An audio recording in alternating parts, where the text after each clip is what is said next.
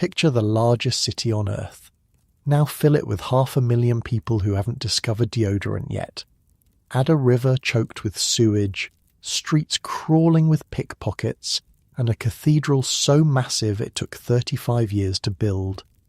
That's Georgian London, the centre of a growing empire, the filthiest metropolis in Europe, a place where you could watch a man get hanged in the morning and catch a Shakespeare play by evening. We're going back there tonight, not as tourists looking at paintings. We're living it. One day, one person, everything they would have seen, smelled, heard, and survived. So I make these history stories, and honestly, I have no clue if anyone actually sleeps to them, or if you're all just weirdos who like hearing about sewage and public executions. Either way, subscribe if you want. Get comfortable. Here we go. Your eyes open to darkness. For a moment, maybe half a second, you've forgotten where you are. Then it hits you.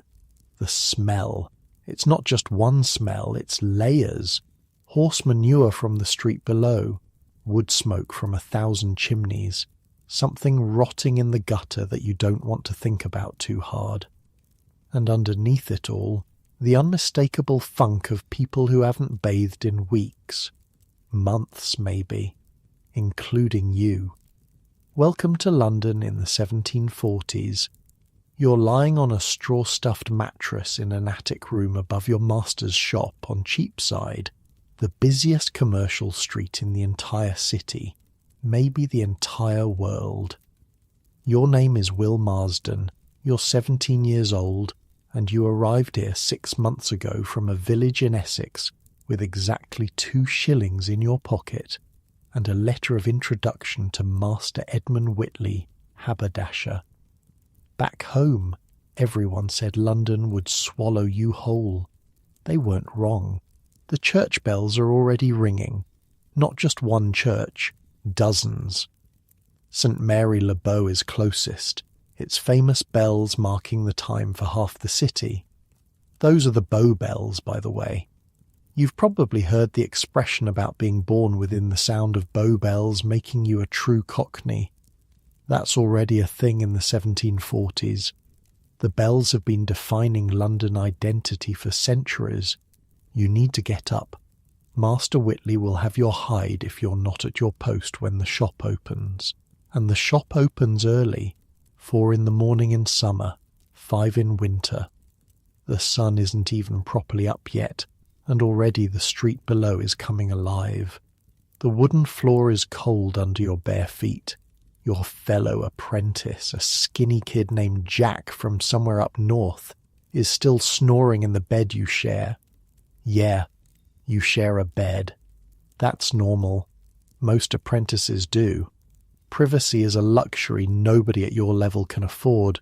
At least Jack doesn't kick too much. You splash some water on your face from the basin. The water is cold and slightly brown.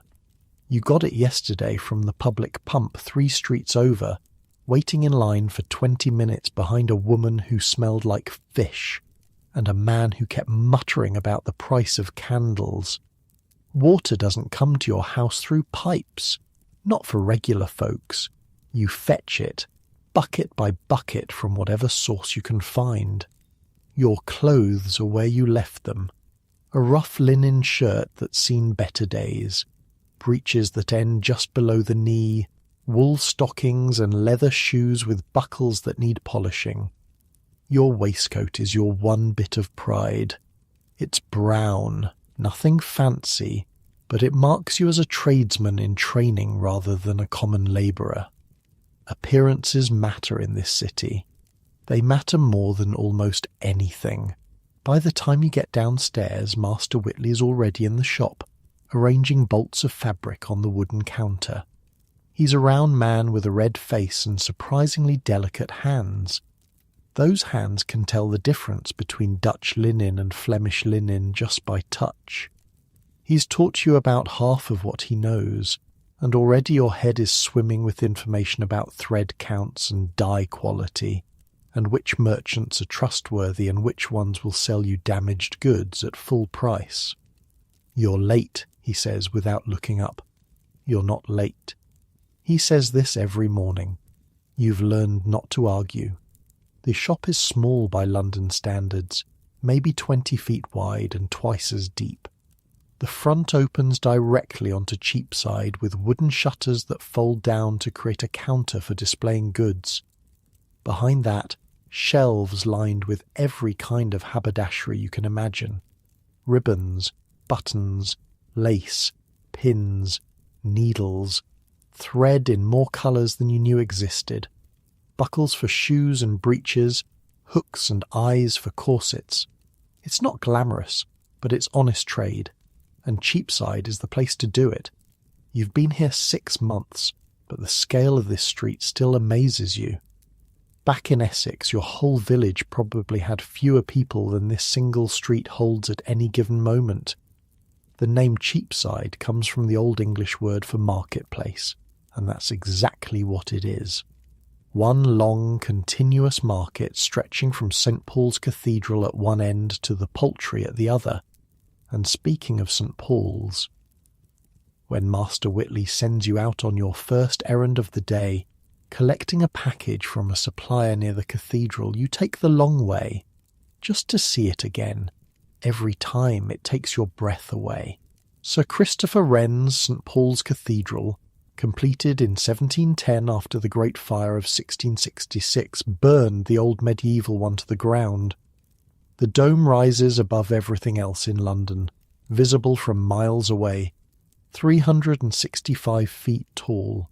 They say Wren designed it so you can see it from any point in the city. You believe it. This morning, with the early light hitting the pale Portland stone, it almost glows. The dome catches the sun before anything else. Birds circle around the cross at the very top. Pigeons mostly, but you've seen hawks up there too hunting the pigeons. Even the wildlife in London is brutal. You stand there for a moment, just looking. A country boy, staring at the greatest church in England, maybe in the world. The men who built this were still alive when you were born. Your own grandfather might have watched them hoisting the stones into place. It's that recent, that real. But you can't stand there forever. The package won't collect itself. The streets around St. Paul's are already crowded. And when I say crowded, I need you to understand what that means in Georgian London. This isn't modern crowded, where you might have to weave between people on a busy sidewalk. This is chaos. This is survival. First, there are no sidewalks. Not really. Some of the nicer streets have raised footpaths along the sides, but on most streets, you're sharing space with everything. Pedestrians, horses, carts, carriages, sedan chairs carried by sweating men in livery, street vendors with their barrows, beggars with their hands out, dogs, pigs. Yes, pigs. People keep pigs in London. They roam the streets eating garbage. It's actually useful. The pigs, I mean. They're the closest thing to a sanitation system in some neighbourhoods. The noise is incredible. Vendors shouting their wares. Hot pies, milk below, fresh milk, lavender, sweet lavender, knives to grind, any knives to grind. Everyone is yelling because everyone else is yelling, and if you don't yell, nobody hears you. Add to that the clatter of cartwheels on cobblestones, the clip-clop of horses, the squealing of pigs, the barking of dogs, and the constant murmur of thousands of conversations happening simultaneously. You've mostly learned to navigate it. Mostly. The key is to never stop moving and never make eye contact with anyone who looks like they want something from you. Because everyone in London wants something. Like right now, a woman is approaching you with a basket of oranges. She's probably legit. Oranges come in from Spain and Portugal, and there's good money in selling them on the street.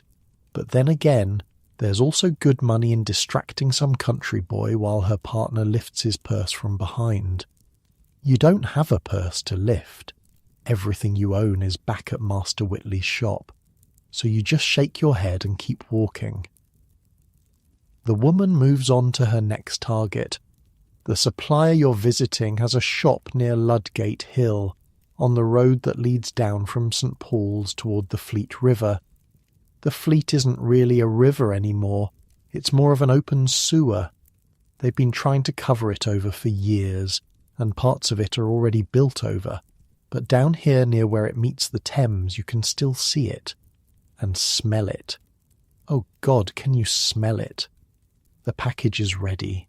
A bundle of silk ribbons from a merchant who imports from France. Relations with France are complicated right now. They usually are, but trade still happens. Money doesn't care about politics. On your way back, you cut through a narrow alley to save time. This is always a gamble. Alleys can be shortcuts or they can be traps. This one is a shortcut, mostly. A woman is emptying a chamber pot from an upper window, but she shouts, "Gardyloo," first, which gives you time to jump back before the contents splash onto the street. Gardyloo is a corruption of the French "Gardez l'eau," watch out for the water, except it's not water. It's very much not water. The streets have a central gutter for drainage. In theory, everything flows toward the river. In practice, everything just sort of sits there until it rains hard enough to wash it away. You've seen things in those gutters you'd rather not think about. Dead animals, human waste. Occasionally things that might have once been human. London is not a gentle place. But here's the thing. Despite all of this, you're starting to love it. Back in Essex, every day was the same. You knew everyone. You knew exactly what your life would be. Farm work until you were old enough to take over your father's holding, marry someone from the next village over, have children, watch them grow up to do exactly the same thing. London is different. London is possibility. The merchant who runs the silk ribbon shop started as an apprentice just like you, and now he owns 3 properties in the city. The coffee house owner on the corner of Cheapside was a sailor who jumped ship 20 years ago with nothing but the clothes on his back. Master Whitley himself came up from Kent as a young man, and now he's a freeman of the city, entitled to vote and serve on juries and call himself a proper Londoner. That could be you. That's the dream anyway. 7 years of apprenticeship and then you become a journeyman working for wages.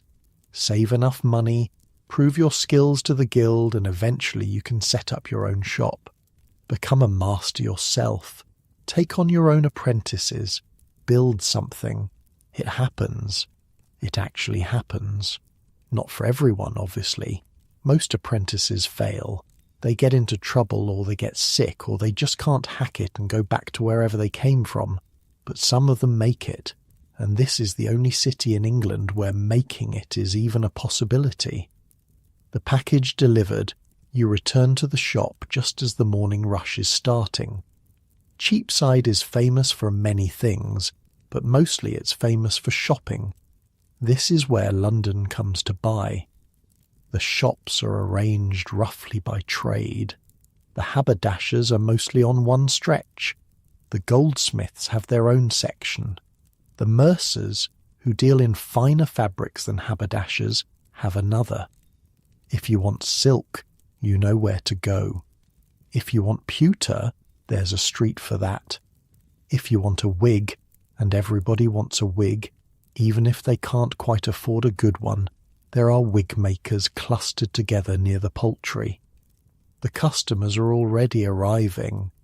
A merchant's wife, accompanied by a servant who carries her purchases, a young gentleman in a blue coat who looks like he's never worked a day in his life and probably hasn't, an older woman in plain clothes who haggles over every penny, because in her world every penny matters. Master Whitley handles the wealthy customers himself. You get the penny pinchers. This is part of your education. Learning how to sell to people who don't want to be sold to. Learning how to make them feel like they got a bargain even when they paid full price. Learning the subtle art of commerce that separates the successful merchants from the ones who go bankrupt within a year. 2 shillings for a yard of this ribbon, the older woman is saying, holding up a length of blue silk. I'll give you 1 6. 1 shilling 6pence. You know perfectly well that the ribbon cost Master Whitley 1 shilling 4pence. At 1 6 you'd be making a profit of 2pence per yard. At 2 shillings, 8pence. That difference, multiplied across hundreds of transactions, is the difference between a successful business and a failing one. Madam, you say, this ribbon comes from Lyon. French silk, the finest quality. Feel the weight of it. Feel the smoothness. You won't find better anywhere on Cheapside. This is true, actually. Master Whitley doesn't stock garbage. French silk, she sniffs, as if that means anything. It means the dye won't fade. It means the weave won't unravel. It means that 5 years from now this ribbon will look as good as it does today. She's weakening. You can see it in her eyes. 1 shilling and 10, she says. You pretend to think about it. 1 and 11, you counter, and I'll throw in a packet of French pins, the ones with the brass heads. The pins cost about a farthing. The sale is worth the sacrifice. Done, she says, and you've just completed your first real negotiation of the day. This is your life now. This endless hustle, this constant dance of buying and selling, this immersion in the greatest commercial city the world has ever known. And it's not even 8 o'clock in the morning yet. Outside, the streets of Cheapside are in full roar. The sun is properly up now, streaming between the buildings, casting long shadows across the cobblestones. Somewhere nearby, a church clock strikes the hour. The bells of St. Mary le Bow join in, their sound carrying across the whole of London, marking time for 500,000 people who are all, in their own ways, trying to make their way through another day in this impossible, beautiful, terrifying city. The morning is just getting started. The river is waiting, and there's so much more of London to see. Your feet are already aching, but you barely notice. There's work to do, customers to serve, a city to learn.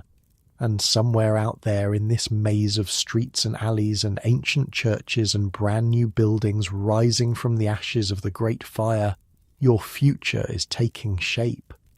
You just don't know what it looks like yet. None of us ever do. The morning rushes past in a blur of customers and haggling and bolts of fabric unfurled across the counter. You sell ribbons and buttons and packets of pins. You wrap purchases in brown paper and tie them with string. You sweep the floor twice because Master Whitley likes a clean shop, and dust settles fast on Cheapside. Around 10 o'clock, just as your stomach starts reminding you that breakfast was a long time ago, Master Whitley calls you over. I need you to go to Southwark, he says. Your stomach drops. Southwark is south of the river. South of the river means crossing the Thames, and crossing the Thames means one of 2 things.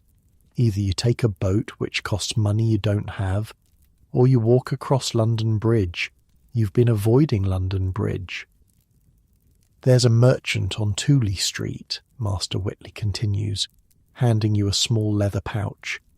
Name's Cornelius Pratt. Deals in bone buttons. These are samples he sent over last week. Tell him the quality is acceptable, but the price is robbery. Offer him 2/3 what he's asking. He'll counter. Don't go above 3/4. He looks at you, waits. 3/4, you repeat, not a penny more. Good lad, and take the bridge. The watermen are thieves. So that's that. The bridge it is. You head east on Cheapside, past the goldsmith shops and the mercers with their fine silks displayed in windows. The street narrows as you approach the poultry, which is exactly what it sounds like. Chickens, ducks, geese, dead ones hanging in shop windows, live ones squawking in cages, the smell of poultry and blood and feathers mixing with everything else. Past the poultry, the road becomes Lombard Street, then Gracechurch Street. The names change every few hundred yards in this city. You're basically walking in a straight line, but you'll cross through 5 or 6 differently named streets before you reach the bridge. The crowds thicken as you get closer to the river. Everyone is going somewhere. Merchants with account books tucked under their arms, porters bent double under impossible loads, women carrying baskets of vegetables from the markets, children running messages for a halfpenny, beggars with their hands out, a man selling roasted chestnuts from a cart, the smell cutting through everything else and making your empty stomach growl. And then you see it. London Bridge. From a distance, it doesn't look like a bridge at all. It looks like a street that happens to have water underneath it. Buildings rise up on both sides, 4 and 5 stories tall, leaning toward each other across the roadway. The gaps between the buildings are so narrow that in places they've built rooms connecting one side to the other, turning the whole thing into a tunnel. A covered street suspended over the Thames. This bridge has been here for over 500 years. Not this exact bridge. They've rebuilt parts of it dozens of times. Fires, floods, the arches collapsing under the weight of all those buildings. But the basic structure, the stone piers driven into the riverbed, those have been here since 1209. Your grandparents' walked across this same bridge, and it's still the only way to cross the Thames on foot anywhere near London.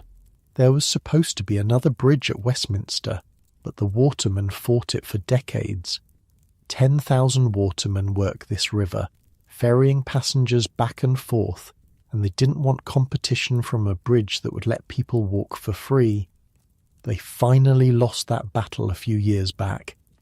Westminster Bridge opened in 1750. But you're nowhere near Westminster right now, and anyway, that bridge is for rich people heading to Parliament. Regular folks use London Bridge. You join the flow of people heading onto the bridge from the north side. The entrance is marked by a gatehouse, though the gate itself stands open during daylight hours. Above the gatehouse, mounted on iron spikes, you can see skulls. Old ones, weathered and grey. They used to put traitors' heads up there after executions. The practice has mostly stopped now, but nobody's bothered to take down the old skulls. They just sit there, watching everyone who passes underneath. Welcome to London Bridge. The roadway is narrow, maybe 12 feet wide, and that 12 feet has to accommodate everyone going both directions, plus the shopkeepers who've set up displays in front of their establishments, plus the occasional cart or sedan chair trying to push through. The result is chaos. You're immediately pressed into a crowd moving at roughly the speed of cold honey. A large woman with a basket of fish is directly in front of you. The fish smell is powerful.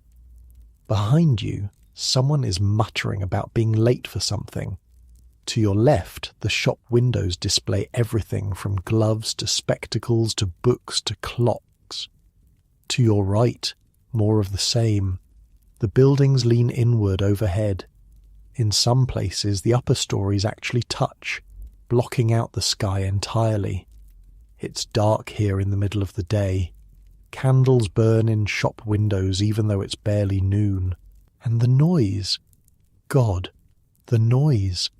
Shopkeepers calling out their wares, customers haggling, the constant shuffle of hundreds of feet on wooden planks. Somewhere ahead, an argument is brewing. You can hear raised voices but can't see what's happening. There's no way to see what's happening. You can barely see 3 feet in front of you. The crowd stops moving, just stops. You're pressed against the fish basket lady, who turns and glares at you like it's your fault. "Cart's stuck," someone shouts from up ahead. "Wheels come off." A groan ripples through the crowd. A stuck cart on London Bridge can take an hour to clear. There's nowhere for it to go. No side streets to pull into. No way to turn around. When something blocks the bridge, everything just stops until someone fixes it. But you've got 3/4 of a shilling's negotiating room and a merchant waiting in Southwark, so you do what any apprentice would do. You look for a gap. There, between 2 buildings, a narrow passage leads to a stairway going down. A sign above it reads the 3-ton stairs. Stairs on London Bridge means one thing: a way down to the water. You squeeze through the passage past a woman selling hot pies and a man who might be a pickpocket or might just be standing there, and you find the stairs. Wooden steps, slick with river damp and something you don't want to think about, leading down between the buildings to a small landing at water level. And there's the Thames. You've seen it before, obviously. You can't live in London and not see the Thames, but usually you see it from a distance from the embankment, a wide ribbon of brown water with boats on it. From down here, at water level, wedged between the massive stone piers of London Bridge, it's something else entirely. The water is rushing, roaring almost. See, the bridge acts like a dam. Those 19 stone piers, each one as wide as a house, they block most of the river's flow. The water has to squeeze through the narrow arches between the piers, and when it does, it speeds up. A lot. At certain tides, the water drops 5 feet on one side of the bridge compared to the other. The current through the arches can hit 8 or 9 miles per hour. Fast enough to flip a boat. Fast enough to kill. The watermen have a term for it. Shooting the bridge. If you want to take a boat from one side of London Bridge to the other, you either get out, walk across, and get a new boat on the far side. Or you find a waterman crazy enough to shoot the bridge with you in the boat. Right now, watching the water thunder through the arch next to you, shooting the bridge seems like something only a lunatic would attempt. "Oars! Oars!" The cry comes from your left. A waterman in a small boat, a wherry, is pulling up to the landing. He's got the look. Weather-beaten face, arms like ship ropes, missing a few teeth. These men spend their whole lives on the river. It's a trade, passed down through families for generations. "Southwark?" he asks, seeing you hesitate at the bottom of the stairs. "How much?" "6pence." You laugh. Actually laugh. "6pence to go 200 yards. I'll give you 2pence. 4pence. And I'm doing you a favour. Bridge is blocked up there. You'll be an hour getting across." He's not wrong. You can hear the shouting from the roadway above. That cart isn't going anywhere soon. 3pence, you say. He pretends to think about it. "Done. Get in." The wherry's about 20 feet long and narrow, built for speed. There's a bench in the middle for passengers and room for the waterman at the back with his oars. You step in carefully. The boat rocks under your weight. Water sloshes at the bottom. Just a few inches of wood between you and the filthy Thames. The waterman pushes off from the landing and starts rowing. His strokes are long and powerful, practiced over years. The wherry cuts through the water with surprising speed. "We going through?" you ask, nodding toward the bridge arches. Because if he's planning to shoot the bridge with you in this tiny boat, you'd like to know now so you can get out and take your chances with the stuck cart. He laughs, shows his missing teeth. "On a flood tide? I'm old, boy, but I'm not tired of living. We go around. East to Battlebridge Stairs, then you walk to Tooley Street. Relief floods through you, then confusion. There's another bridge. Battlebridge, Tollbridge, upstream a bit. Or I could row you all the way to Suffolk Stairs, but that's sixpence, like I said. You stick with the threepence option.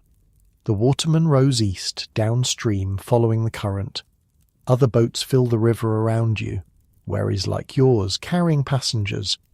Larger barges loaded with cargo. Lighters, flat-bottomed boats for moving goods between ships and the shore. Fishing boats, a fancy barge with livery-clad oarsmen, probably carrying some noble or merchant rich enough to travel in style. The Thames is London's highway. You knew that in theory. Now you're seeing it for real. The roads are clogged and dangerous, full of mud and criminals and traffic that never moves. But the river flows. Ships arrive here from every corner of the world. Sugar from the Caribbean, tea from China, tobacco from Virginia, cotton from India, slaves from Africa, though that's not something polite people talk about. It all comes up the Thames, through the Pool of London, to be unloaded at 100 wharves and warehouses. You pass the Tower of London on your left, the massive stone fortress, white at its centre, guarded by walls and moats and 700 years of bloody history. Prisoners arrived here by boat, through a gate called Traitor's Gate. Some of them left the same way, heading to execution. Others never left at all. Right now, in 1740 whatever, the tower is quieter than it used to be. It's still a prison, still holds the crown jewels, still has a garrison of soldiers, but the days of kings locking up their enemies in the dungeon are mostly over. Mostly. First time on the water? The waterman asks. Is it that obvious? You're gripping the side like you think you'll fall out. Relax. I've been doing this 40 years. Only lost 2 passengers. He grins. You can't tell if he's joking. The wherry pulls up to a set of stone stairs on the south bank. Battlebridge Stairs. You can see the bridge itself a bit upstream, a wooden structure nothing like the grand stone edifice of London Bridge. Tooley Street's that way, the waterman says, pointing. Follow the lane, turn left at the church, you can't miss it. You hand over your threepence and climb out onto the stairs. Solid ground feels strange after even that short time on the water. Southwark. It's different here. South of the river has always been different. This is where London puts the things it doesn't want to look at too closely. The bear-baiting pits, the brothels, the prisons, Marshalsea and King's Bench and the Clink, all within a few streets of each other. This is where the theatres used to be, before they moved north of the river. Shakespeare's Globe stood somewhere around here, though it burned down over 100 years ago. The streets are narrower and dirtier than Cheapside. The buildings sag. The people look harder, hungrier. You grip the leather pouch with the button samples a little tighter and walk quickly. Tooley Street isn't hard to find. Cornelius Pratt's shop sits between a tanner and a chandler. The tanning smell is something else. Rotting animal hides soaking in vats of God knows what. Your eyes water as you approach. The negotiation goes better than you expected. Pratt is a small man with ink-stained fingers and a quick way of speaking. He starts at his full asking price. You counter with 2/3. He looks offended. You point out that bone buttons aren't exactly rare goods, and Master Whitley has 3 other suppliers who'd love his business. He drops to 4/5. You hold at 2/3. He goes to 3/4, and that's exactly where Master Whitley told you to land. You shake hands. Pratt wraps up a new set of samples, improved quality, he claims, and you tuck them into your coat. The whole thing takes 20 minutes. Now you just have to get back. The bridge, you figure, should be clear by now. You head west along Tooley Street, then north toward the river. The afternoon sun is fighting through the haze of coal smoke that always hangs over London. Church bells are ringing somewhere. They're always ringing somewhere. You find the southern entrance to London Bridge and join the crowd heading north. The cart must have been cleared because traffic is moving slowly but steadily. You push into the flow of bodies and begin the crossing. It's no less chaotic than before. The shops are still hawking their goods, the fish sellers and the glovers and the spectacle makers and the bookbinders. A woman is singing somewhere, a ballad about a sailor who drowned, which seems like an odd choice for a bridge over a river, but nobody else seems bothered. About halfway across, you pass a gap between buildings and catch a glimpse of the river below. From up here, you can see downstream toward the tower, upstream toward the spires of the city. Boats everywhere, hundreds of them, maybe thousands, all of them carrying something or someone, all of them part of the endless flow of commerce that keeps London alive. This bridge is going to fall down someday. Everyone knows it.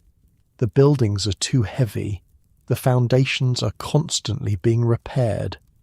Every few years another arch cracks or shifts, and everyone holds their breath waiting to see if the whole thing will collapse into the Thames. But not today. Today, it holds. You emerge onto the north bank back in the city proper, just as the afternoon church bells begin to ring. 3 o'clock. You've been gone almost 4 hours. Master Whitley will have questions. The button samples will have answers. And somewhere on Cheapside there's probably a customer waiting for ribbons or lace or whatever else keeps this city's economy spinning. You've crossed the Thames and come back alive. Negotiated with a Southwark merchant and won. Ridden in a wherry and only moderately embarrassed yourself. Not bad for a boy from Essex who's only been here 6 months. The afternoon is waiting. Master Whitley is pleased with your negotiation. He doesn't say so directly. That's not his way. But he nods when you hand over the button samples and tell him you landed at 3/4. He turns the buttons over in his fingers, examining the quality, and nods again. Pratt's getting better, he says. These might actually sell. High praise from Master Whitley. The shop is quiet now. Mid-afternoon lull. The morning rush of housewives and servants doing their shopping has passed. The evening crowd won't arrive until the workday ends. For the next hour or so, Cheapside catches its breath. Go get yourself something to eat, Master Whitley says. You've earned it. Be back by 4. You don't need to be told twice. There's a pie shop 2 streets over that does a decent mutton pie for a penny. The mutton is mostly mutton. Probably. You try not to think too hard about what else might be in there. In London, you learn quickly not to ask too many questions about your food. The pie is hot and greasy and exactly what you need after a morning of running around. You eat it standing up, leaning against a wall, watching the street go by. A sedan chair passes, carried by 2 men in matching livery. Inside you catch a glimpse of a woman's face, powdered white, a beauty mark painted on her cheek. She doesn't look at you. People like her don't look at people like you. You finish your pie, wipe your hands on your breeches, and realize you've still got half an hour before you need to be back. So you walk. East along Cheapside, past the familiar shops, past the poultry with its squawking chickens, into the area around Cornhill. This is the financial heart of London. Maybe the financial heart of the world. The Bank of England is around here somewhere, though you've never actually seen it. More importantly, just ahead, rising above the surrounding buildings, is the Royal Exchange. You've walked past it before but never gone inside. Apprentices don't really have business at the Royal Exchange. The men who trade there deal in quantities that would make Master Whitley's entire annual income look like pocket change. They're buying and selling cargoes of ships, insurance on voyages that might take years, shares in companies that own plantations on the other side of the world, but nobody's stopping you from looking. The building is massive. 2 stories of columned arcade surrounding an open courtyard. The original Royal Exchange burned down in the Great Fire of 1666. This one, rebuilt, is grander than what came before. Above the entrance, a statue of Charles II looks down at everyone passing through. Grasshoppers are carved into the stonework everywhere, the symbol of the Gresham family who founded the place back in 1565. You step through the entrance and into another world. The courtyard is packed with men, hundreds of them, standing in clusters, talking, arguing, scribbling notes, shaking hands. They're dressed better than you've ever seen anyone dressed. Silk coats in every colour. Waistcoats embroidered with gold thread. Wigs that must have cost more than you'll earn in a year. These are the merchants who run the British Empire, and they do their business right here, in this open-air courtyard, twice a day. The noise hits you like a wave. Everyone is talking at once. You catch snatches of conversation as you walk along the edge of the arcade, trying to look like you belong here. 300 hogsheads of Virginia tobacco at 14 shillings the... The ship was lost off Madagascar. The underwriters are...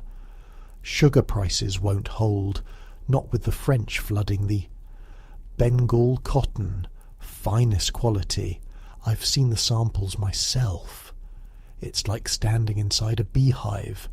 Every conversation is about money, about goods moving across oceans, about risks and rewards and the turning gears of global commerce. A bell rings somewhere above. Instantly the crowd shifts. Men who are standing in one cluster move to another. New conversations begin. The trading day is divided into sessions marked by the bells, each session dedicated to different types of business. You don't know which bell this is or what it means, but the merchants do. They've been doing this their whole lives. The arcaded walkways around the courtyard are lined with small shops. Not like the shops on Cheapside. These are boutiques for wealthy men. Fine maps and navigation instruments. Books on subjects you can't even pronounce. Luxury goods from every corner of the known world. And tucked into the galleries above, are the offices of Lloyd's of London. Insurance men who will bet on anything. Whether your ship will make it home, whether your warehouse will burn down, whether you'll live another year. Everything in London can be bought, sold, or wagered on. You stand there for maybe 10 minutes, just watching. A boy from Essex, barely 17, gawking at the men who move the world. None of them notice you. You're invisible here. Just another face in the crowd. Then someone does notice you. Looking for work? The voice comes from your left. A man, maybe 30, dressed well but not extravagantly. He's looking at you with an expression that might be amusement or might be calculation. I'm an apprentice, you say. Haberdasher, on Cheapside. Ah. His expression shifts slightly. So you're just here to gawk. You feel your face flush. I had a few minutes. Wanted to see what it was like. The man laughs, not unkindly. It's like this every day, except Sundays, and the whole thing breaks down if there's bad news from overseas. You should have seen this place when word came that the Spanish had seized a merchantman off Cadiz. Chaos, men weeping, real tears, over sugar. He shakes his head. Sugar. The cargo, worth more than the ship itself. and not insured properly because someone got greedy and skimped on the premium. When you deal in commodities, a single piece of bad news can ruin you. He looks at you with something like pity. Stick with haberdashery. It's boring, but you won't wake up bankrupt because some Spanish captain decided to be a pirate for a day. He walks off into the crowd and you never learn his name. Back outside, the air feels cleaner, relatively speaking. It's still London air, still thick with coal smoke and the smell of 500,000 people living on top of each other. But after the intensity of the exchange, even Cornhill feels peaceful. You're supposed to be back at the shop, but there's still time, and right across from the exchange you see a coffee house. Jonathan's Coffee House, according to the sign. You've heard of this one. Everyone has. This is where the stock jobbers gather. Men who buy and sell shares in joint stock companies, the South Sea Company, the East India Company, ventures in Africa and America, and places you've only heard of in stories. You can't afford coffee. Coffee costs 2p a cup, but you can afford to step inside and see what all the fuss is about. The smell hits you first. Coffee, obviously, but also tobacco. Hundreds of clay pipes being smoked at once, creating a haze that hangs in the air like fog. And underneath that, the smell of men who've been sitting in the same room for hours, drinking and smoking and arguing. The room is crowded. Every table is full. Men hunched over cups, reading newspapers, talking in low voices, occasionally erupting into loud debate. The newspapers are the key thing. Coffee houses are where you go to read the news. Most people can't afford their own subscription to the Gazette or the Post, but the coffee houses take several papers each, and for the price of a cup you can sit and read for as long as you like. Along one wall a man is standing on a chair, reading aloud from a printed sheet. Something about a ship arriving from the Indies.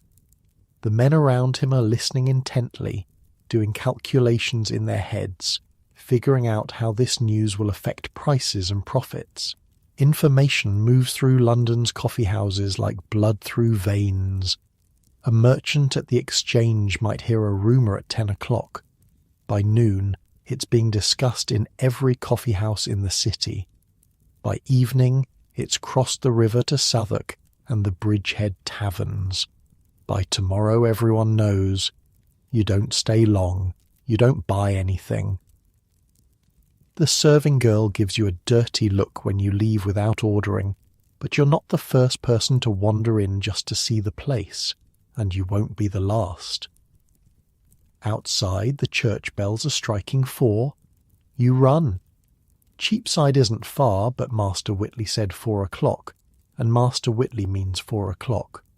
You dodge between carts and sedan chairs, nearly knock over a woman carrying a basket of cabbages, vault over a pig rooting through garbage in the gutter. Your lungs burn with the effort and the foul London air. You skid through the door of the shop at 4:01, out of breath and sweating. Master Whitley is with a customer. He glances at you, says nothing, but you see the slight tightening around his eyes. 1 minute late is still late.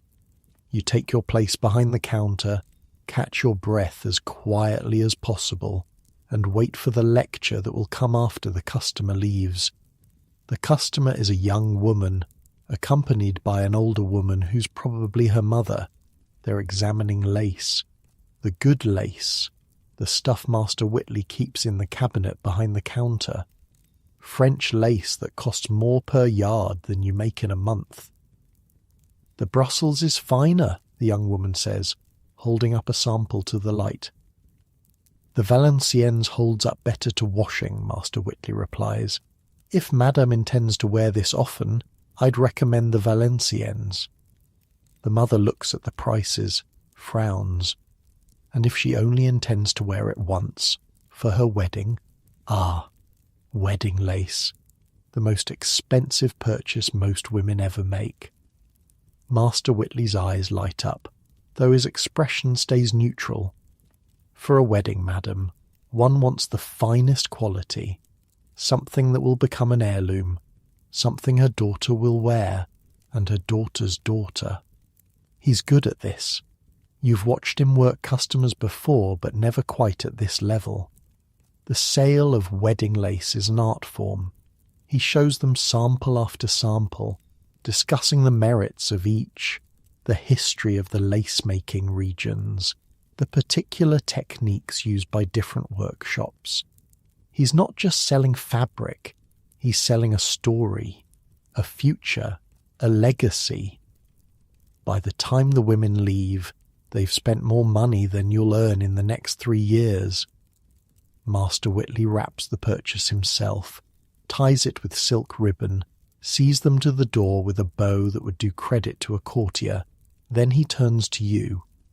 1 minute late. Yes, sir. I'm sorry, sir. Where were you? You could lie. Say you got stuck behind a cart, got lost somehow, despite having lived on Cheapside for 6 months.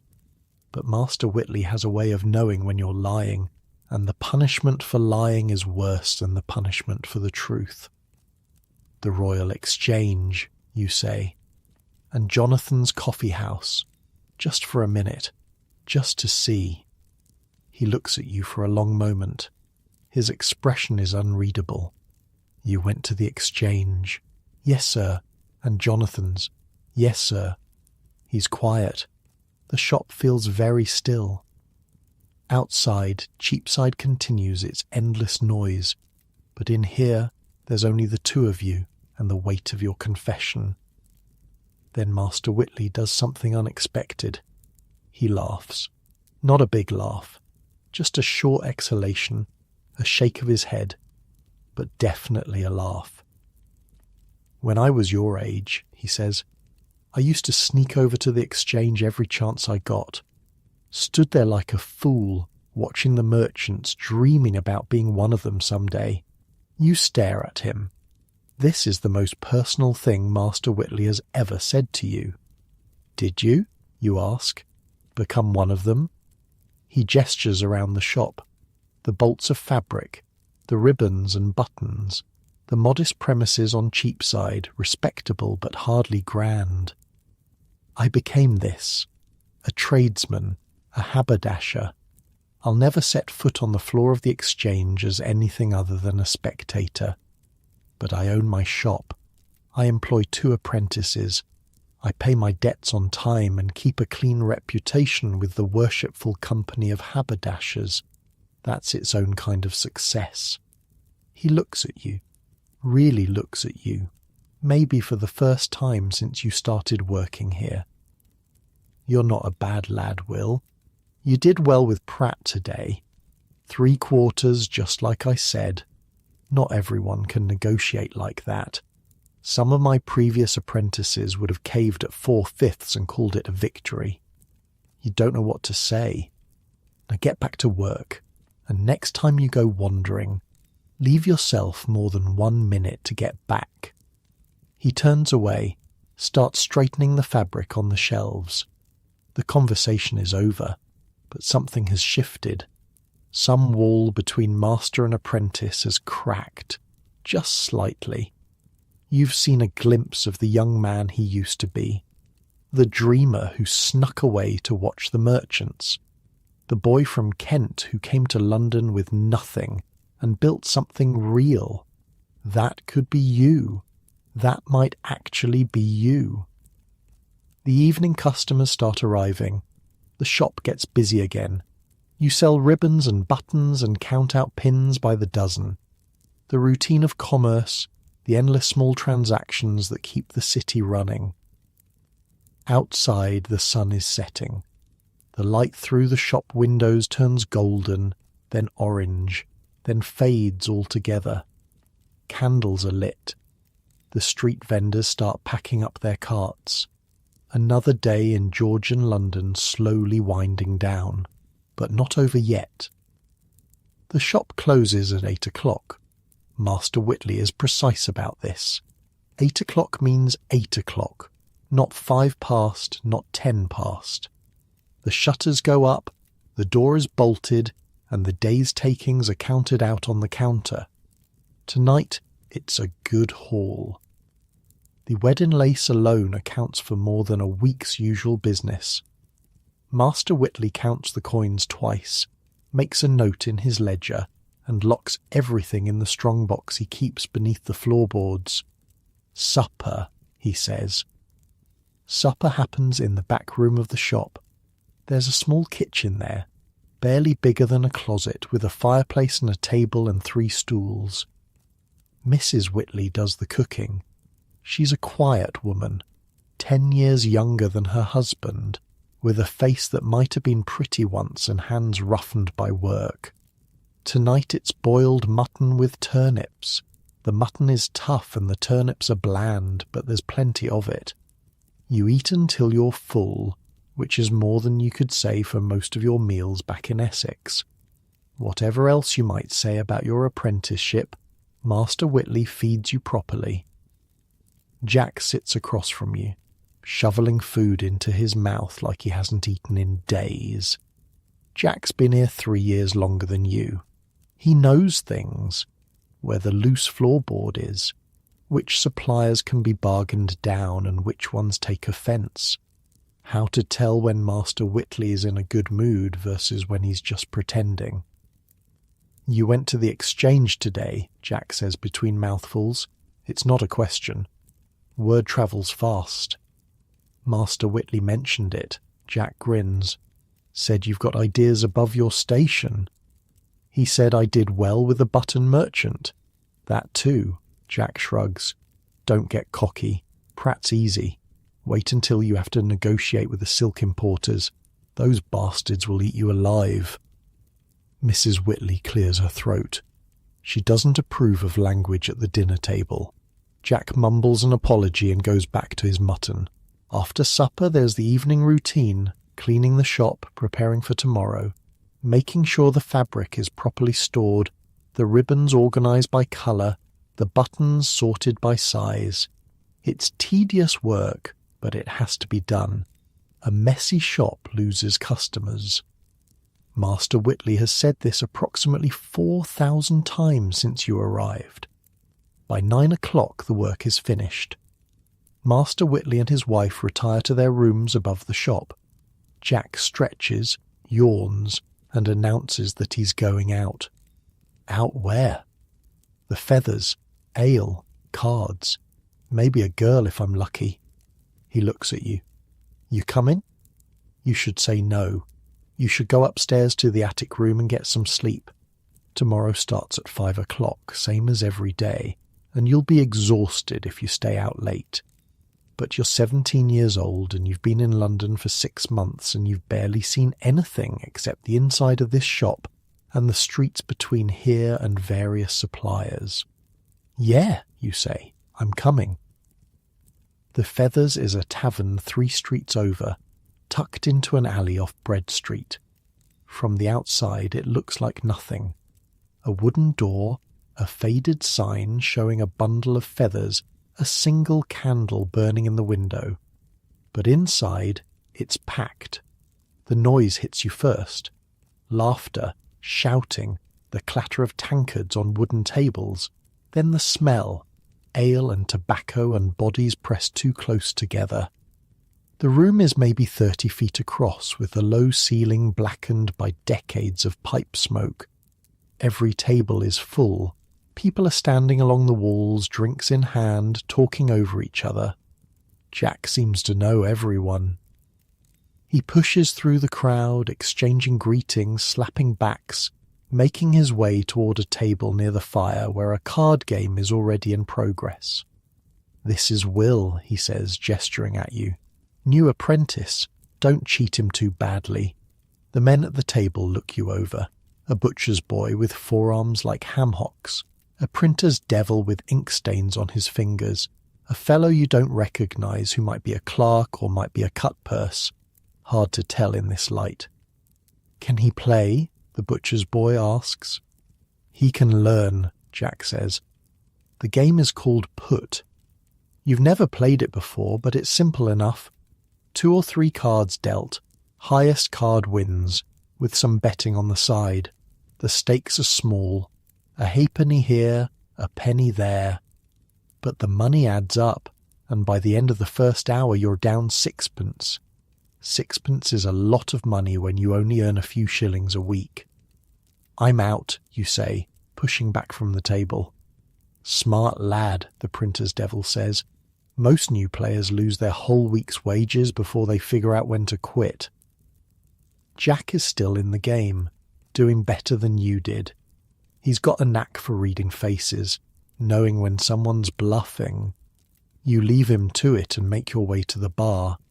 The ale is cheap and watered, but it's wet and it's cold, and after the heat of the card table it tastes like heaven. You find a spot along the wall and drink slowly, watching the room.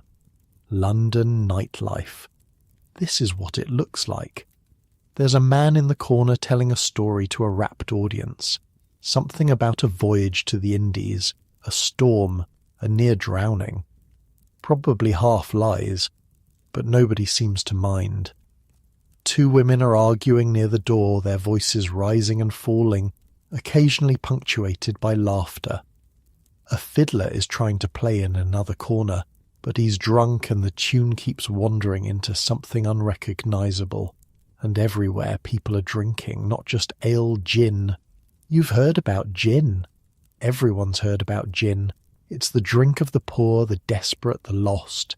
A penny buys enough to get you drunk. 2pence buys enough to forget your own name. The gin shops are everywhere in London, especially in the poorer neighbourhoods. Drunk for a penny, dead drunk for 2pence, straw for free. That's the saying. The straw is to sleep on after you've drunk yourself unconscious. Parliament's been trying to do something about it for years. They passed a gin act back in 1936 that was supposed to make the stuff harder to get. Didn't work. People rioted. Informers who turned in illegal sellers got beaten in the streets. 1 woman was killed by a mob. The government backed off, and the gin kept flowing. 7 million gallons a year, someone told you once. 7 million gallons of gin consumed in London alone. That's 14 gallons for every man, woman and child in the city. Obviously, not everyone drinks. Which means the ones who do drink are putting away a lot more than 14 gallons. Here at the Feathers, the gin drinkers are easy to spot.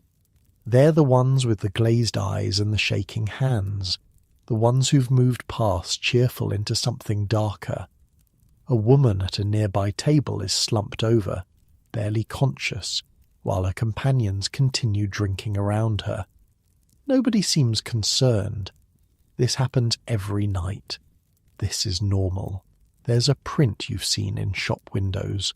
An artist named Hogarth made it a few years back. Gin Lane, it's called. Shows a London street full of gin drinkers in various states of ruin. A woman dropping her baby while she takes snuff. A man and a dog fighting over a bone. Bodies piling up. Buildings collapsing. It's meant to be a warning, a moral lesson about the evils of drink. But standing here in the Feathers, watching the gin drinkers stare at nothing, you realise Hogarth wasn't exaggerating much. There's another print too, Beer Street. Shows a prosperous neighbourhood where everyone drinks ale instead of gin. The people are healthy, the buildings are solid, commerce is thriving, the message is clear, ale is English and wholesome, gin is foreign and destructive. You look down at your own tankard. Ale. Good English ale. This is London's other face. The one you don't see on Cheapside during business hours. The desperation underneath the commerce. The people who work 16-hour days and still can't afford proper food. So they buy gin instead because at least gin makes you forget you're hungry. The mothers who dose their crying babies with gin to keep them quiet.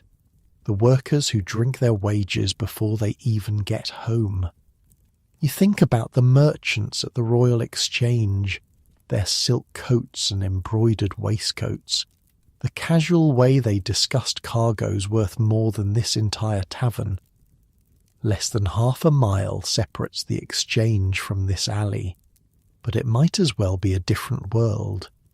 You finish your ale and don't order another. Leaving already?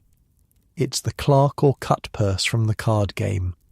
Up close, you can see his clothes are too nice for a clerk. The fabric's good quality, but his eyes are too watchful for an honest man. Early morning, you say? Aren't they all? He tilts his head, studying you. You work for Whitley, yeah? The haberdasher? That's right. Good shop, good reputation. He's done well for himself. A pause. You ever want to make some real money, come find me. Name's Crouch. Ask around. People know where to find me. He drifts off into the crowd before you can ask what kind of real money he's talking about. But you can guess. Every shop on Cheapside loses merchandise to theft. Some of it walks out the door with customers who have quick fingers. Some of it gets handed out the back to men like Crouch, who sell it elsewhere for a fraction of its value. You're not that desperate. Not yet. Not ever, you hope. Finding Jack takes a while. He's moved from the card table to a booth in the back, where he's deep in conversation with a young woman whose dress suggests she's not particular about her companions. You catch his eye, gesture toward the door. He waves you off. Fine, you'll walk back alone. The street outside is dark, really dark. There are no streetlights in Georgian London, no gas lamps, no electric bulbs, obviously. If the moon is out, you can see. If it's not, you're navigating by memory and luck. Tonight the moon is hiding behind clouds. The alley is black as coal. Link, sir? Light your way? A boy appears at your elbow, maybe 12 years old, carrying a torch made of bundled sticks dipped in pitch. A Link boy. They work the streets at night, hiring themselves out to light the way for anyone who'll pay. How much? Penny to Cheapside. It's a reasonable price. You hand over the coin and the boy sets off, holding the torch high, casting a circle of orange light that pushes back the darkness. You follow. The streets look different at night. Shadows fill the gaps between buildings. Shapes move in doorways that might be sleeping beggars or might be footpads waiting to rob anyone who passes. The Link boy walks quickly, confidently, navigating the maze of alleys without hesitation. You pass a gin shop. It's just a cellar, really, with steps leading down into darkness and a sign that says gin, in letters you can barely make out. A woman is sitting on the steps, head in her hands, not moving. You can't tell if she's sleeping or passed out or dead. The Link boy doesn't even glance at her. He's seen it all before. Further on, you pass a narrow court where a group of men are gathered around something on the ground. Cards, maybe, or dice, or something else entirely. One of them looks up as your torchlight passes over the scene. His face is weathered, scarred, definitely not friendly. You look away and keep walking. You do this every night, you ask? Most nights. Good money if you know the streets. Dangerous, the boy shrugs.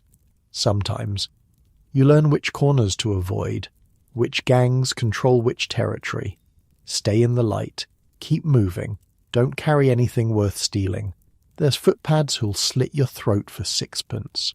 There's press gangs who'll knock you out and drag you to a ship. There's resurrection men who... He stops. Never mind. Point is, you stay smart, you stay alive. Resurrection men. You've heard of them. Body snatchers. They dig up fresh corpses from graveyards and sell them to surgeons who need specimens for dissection. A fresh body can fetch 8 guineas or more. Sometimes, when bodies are scarce, they make their own. You walk a little faster. The Link boy notices and grins. Don't worry. Resurrection men don't bother with living folk. Too much trouble. Corpses don't fight back. That's not as reassuring as he probably thinks it is. You glance down at yourself. Your clothes are plain. You've got maybe 3p left after the card game and the ale. Not worth robbing.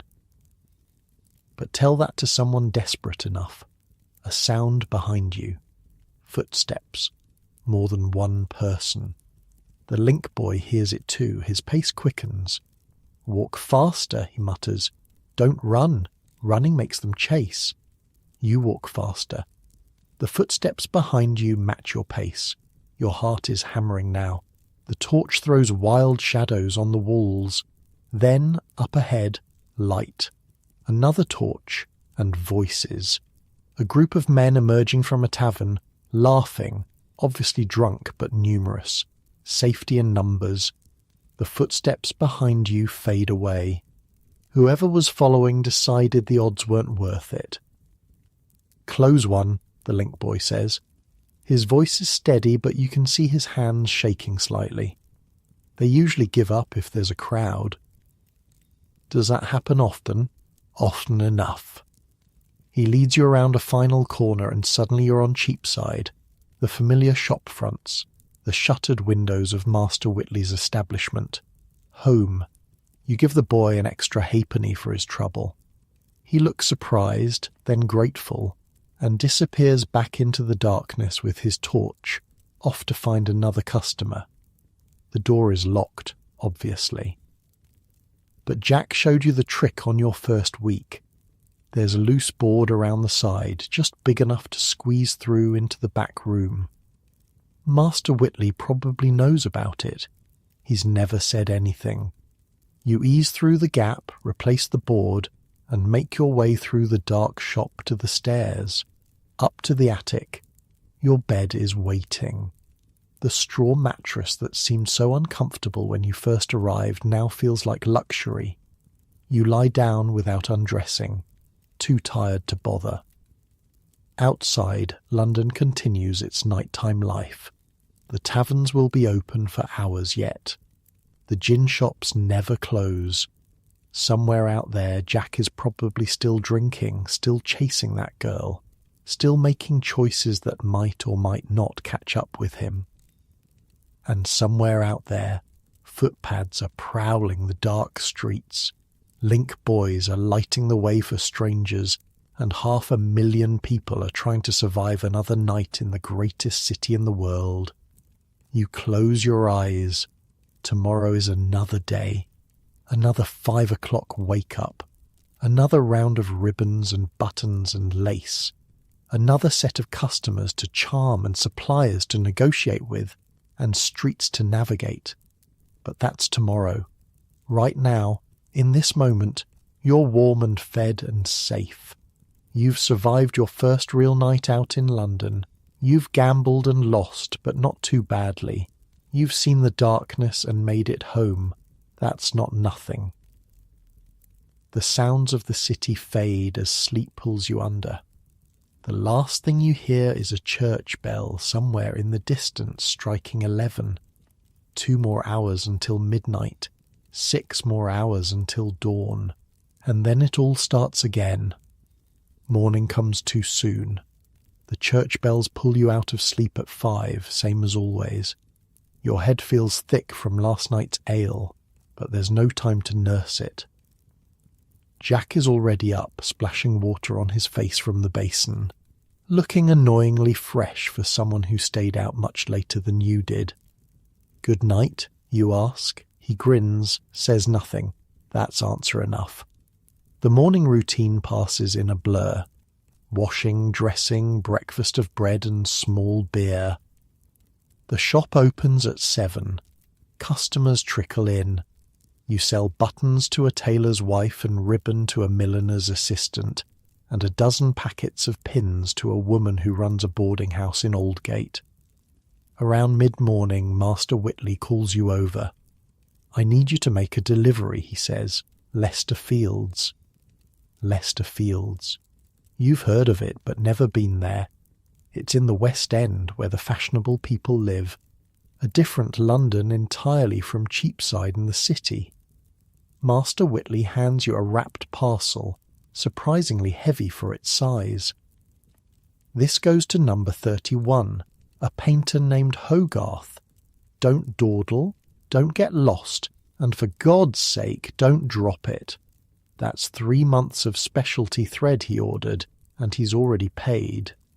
Hogarth. Even you've heard of Hogarth, the man who made those prints about gin and beer, the morality paintings that hang in half the print shops in London. He's famous, actually famous, and you're about to knock on his door. The walk west takes you through parts of London you've never seen before, past the familiar streets around St. Paul's, through the Temple Bar Gate that marks the boundary between the City of London and the City of Westminster. 2 cities, technically, 2 sets of laws, 2 sets of officials, 2 different worlds pressed up against each other. Westminster is cleaner than the city. The streets are wider, the buildings are newer, built after the Great Fire swept through and cleared away centuries of medieval clutter. Here, the houses have proper facades, symmetrical windows, doors painted in bright colours. The people walking past look different too, better dressed, better fed, moving at a slower pace because they're not rushing between customers and suppliers and workshops. You feel out of place immediately. Your clothes mark you as a tradesman's apprentice. Your accent when you ask for directions marks you as someone from outside the city. A woman in a silk dress actually wrinkles her nose as she walks past you, like you smell bad. You probably do smell bad. Everyone in London smells bad. But apparently in Westminster, they've learned to hide it better. Leicester Fields is a square, technically. 4 sides of grand houses surrounding an open green space with an equestrian statue in the middle. King George I, someone tells you when you ask, put up about 10 years ago. The king sits frozen on his bronze horse, looking down at the people crossing the square, most of whom probably don't even notice him anymore. You find number 31 on the east side. It's a tall, narrow house, 4 stories, with a painted sign above the door showing a golden head. Not a real head, a carved bust, the kind you see outside sculptors' workshops. But this isn't a sculptor's place. This is where William Hogarth lives and works. You knock. A servant opens the door, an actual servant, in livery. He looks at you, looks at your package, and his expression shifts from suspicion to something like tolerance. The thread delivery? Yes, sir, from Master Whitley, Cheapside. The servant takes the package, weighs it in his hands and nods. Wait here. Mr. Hogarth may want to inspect it before you go. He disappears inside, leaving you standing on the doorstep. You wait. A minute passes, then 2. Through the open door you can smell oil paint and turpentine, the sharp chemical scent of an artist's studio. Then footsteps, and a man appears. He's shorter than you expected, stocky, with a round face and sharp eyes that seem to take in everything at once. He's wearing a paint-stained smock over his clothes, and there's a brush tucked behind his ear that he seems to have forgotten about. William Hogarth, the most famous artist in England, looking at you like you're a specimen in a collection. You're Whitley's boy? Yes, sir, Will Marsden. He turns the package over in his hands, then tears it open right there in the doorway. Inside are spools of thread in a dozen colours. Gold, silver, crimson, emerald. The specialty stuff that Master Whitley charges a fortune for. Hogarth holds up a spool of gold thread to the light, squinting at it. Good quality. Better than the last batch. He looks at you again. You know what I use this for? You shake your head. Embroidery on canvas. Before the paint goes on, It's a technique I've been developing. Adds texture, catches the light differently than paint alone. He waves a hand vaguely. Technical stuff. You wouldn't understand. You probably wouldn't. But you nod like you do. Tell Whitley I'll need more next month. Same colours, same quantities. And tell him to stop overcharging me. I know what this thread costs in Amsterdam. Yes, sir.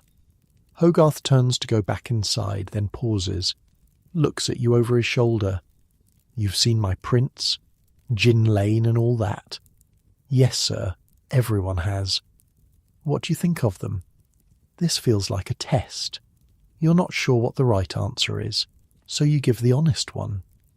They scared me, sir, when I first came to London. Made me think this city would eat me alive. Something shifts in Hogarth's face, almost a smile. Good. That's what they're supposed to do. Scare some sense into people. He nods, more to himself than to you. Safe travels back to Cheapside, Will Marsden. Try not to let the city eat you. The door closes. You stand there for a moment, processing what just happened.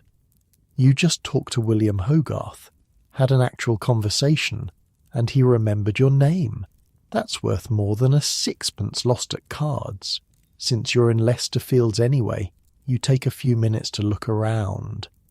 Master Whitley said not to dawdle, but he also didn't say you couldn't observe, and there's plenty to observe here. The square is busy with a different kind of traffic than Cheapside. Sedan chairs carry wealthy passengers from house to house. Ladies walk arm in arm, trailed by servants carrying parcels. Gentlemen in powdered wigs discuss whatever it is gentlemen discuss. Politics, probably, or horses, or both. At the north end of the square, a small crowd has gathered. You drift over to see what's happening. It's a street performer. A man in a motley coat juggling balls while standing on one leg. A monkey sits on his shoulder, wearing a tiny hat. Every few seconds the monkey snatches one of the balls out of the air, and the juggler pretends to be surprised. The crowd laughs. This is entertainment for the West End.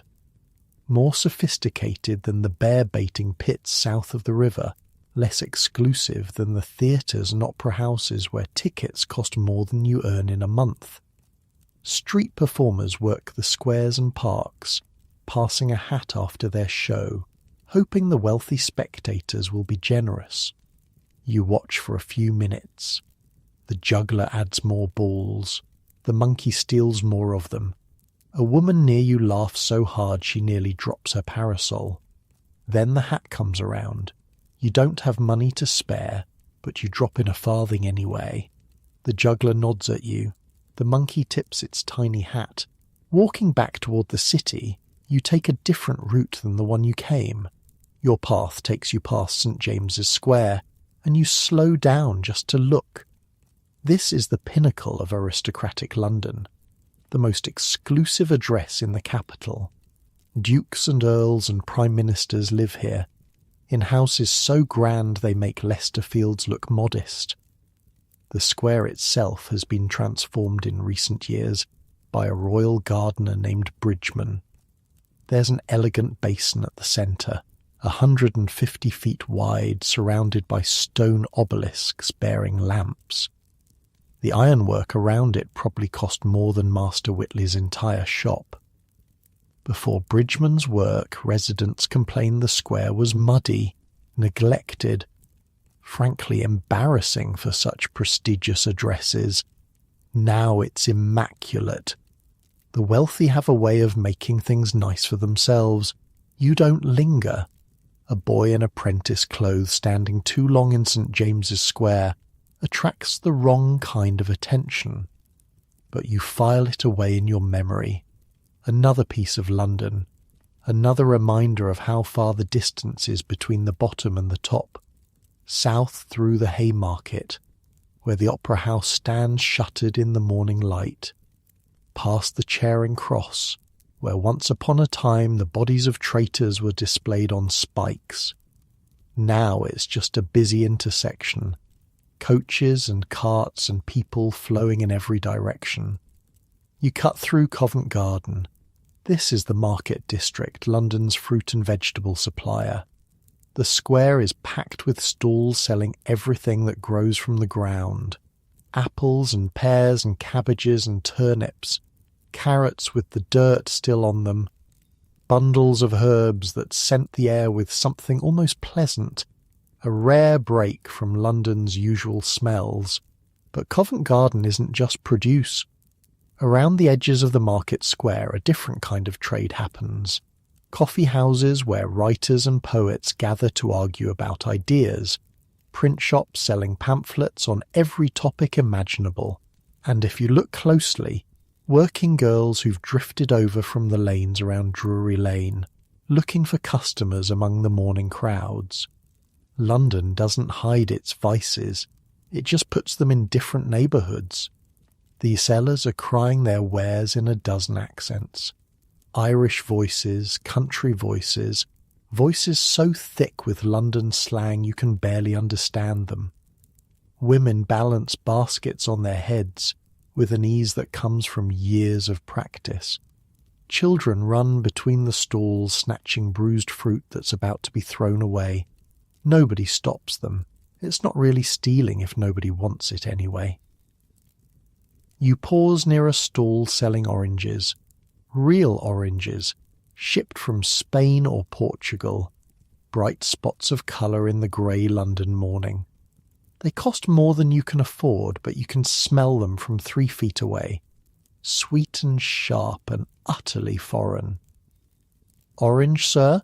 Fresh this morning? The seller is a young woman, maybe your age, with a quick smile and quicker hands. Orange sellers are famous in London. They work the theatres too, walking the aisles during performances, selling fruit and sometimes other things. Nell Gwynn started as an orange seller, before she caught the king's eye and became his mistress. That was 100 years ago, but people still talk about it. The girl who sold oranges and ended up in a palace. This girl probably won't end up in any palace. But she smiles at you like you might be worth her time, and for a moment you're tempted to spend money you don't have on fruit you don't need. Maybe next time, you say. She shrugs, already turning to the next potential customer. That's London. Everyone's always moving on to the next thing. A woman at a flower stall waves you over. Nosegay for your sweetheart, young man. Penny for a bunch. You don't have a sweetheart, but the flowers are beautiful. Violets and primroses and something yellow you don't recognise. You shake your head, smile, keep walking, back through the Temple Bar, back into the city of London proper. The streets narrow, the smells intensify, the people move faster. This is your London. The London of commerce and trade and endless small transactions. You make it back to Cheapside by noon. Master Whitley is with a customer when you arrive, so you slip behind the counter and wait. When the customer leaves, he turns to you. Hogarth get his thread? Yes, sir. He said to tell you he'll need more next month, and to stop overcharging him. Master Whitley snorts. That's rich. Coming from a man who charges 50 guineas for a portrait. Did you see any of his work? No, sir, but I talked to him. Briefly. Talked to him? Master Whitley's eyebrows rise. About what? His prints, Gin Lane. He asked what I thought of them. And what did you say? That they scared me. Master Whitley considers this. Then he nods slowly. Hogarth likes honest people. Most of the toffs who buy his paintings wouldn't know honest if it bit them. They want flattery. Pretty pictures of themselves looking noble and virtuous. Hogarth gives them that. But he also makes prints that show London as it really is. The gin and the poverty and the rot underneath the silk. He pauses. Looks at you with something that might be respect. You told him the truth. That's worth more than you know. The afternoon passes slowly after that. Customers come and go. You sell the usual assortment of haberdashery: ribbons, buttons, lace, pins, the rhythm of commerce, the endless flow of money changing hands. But your mind keeps wandering back to Leicester Fields, the grand houses, the well-dressed people, the painter in his smock with the brush behind his ear, asking what you thought of his work. London has layers. You're starting to see that now. The City and Westminster, the merchants and the aristocrats, the workers and the watchers. Each layer has its own rules, its own rhythms, its own way of surviving. You're still at the bottom of all those layers. An apprentice from Essex, 7 years away from being a journeyman, longer still from being a master. But you've walked through Leicester Fields and talked to William Hogarth and watched a monkey in a tiny hat steal juggling balls from a man in motley. That's something. Late in the afternoon, a customer comes in who doesn't look like your usual trade. A young man, maybe a few years older than you, dressed in clothes that are expensive but rumpled. His wig is slightly askew. There's ink on his fingers, like the printer's devil from the tavern, but his hands are too soft for manual labour. "Do you have any black ribbon?" he asks. "The widest you've got." "For mourning, sir?" "For theatre." He grins. "I'm at Drury Lane. We're mounting a production of Romeo and Juliet. The costumer sent me out for ribbon, and I'm afraid I haven't the faintest idea what I'm doing." Drury Lane. The theatre. Another world you've never seen. "How much do you need, sir?" 20 yards? 30? I honestly don't know. She said plenty, which isn't terribly helpful. You show him the black ribbons. There are 3 widths in stock. He looks at them like they're written in a foreign language. "This one," you say, pointing to the medium width. Wide enough to be visible from the audience, not so wide it looks clumsy. For theatrical use, this is what most costumers prefer. He looks at you with new interest. "You know about theatre?" "I know about ribbon," he laughs. Actually laughs, delighted. "I like you. What's your name?" Will Marsden." "Will. Excellent. A good theatrical name. You know, Shakespeare had a will, in his sonnets. The Dark Lady and all that." He waves a hand. "Never mind. I'll take 30 yards of the medium, and whatever pins you think I need." The costumer also mentioned pins. Many pins. You measure out the ribbon, count out 4 packets of pins, wrap everything in brown paper. The young man pays without haggling, which is unusual. Rich people usually haggle more than poor people, in your experience. It's how they stay rich. "If you ever want to see a show," he says, taking his parcel, "come round to the stage door at Drury Lane. Ask for Thomas Arne. Tell them you're the ribbon man. I'll get you in." "Thomas Arne." You file the name away. "Thank you, sir." He waves as he leaves. "Thank you, Will. You've saved me from the costumer's wrath, and that's no small thing. The woman is terrifying." The door swings shut behind him. You're left standing behind the counter, holding 3 more than you had before, and an invitation to Drury Lane Theatre. This city keeps surprising you.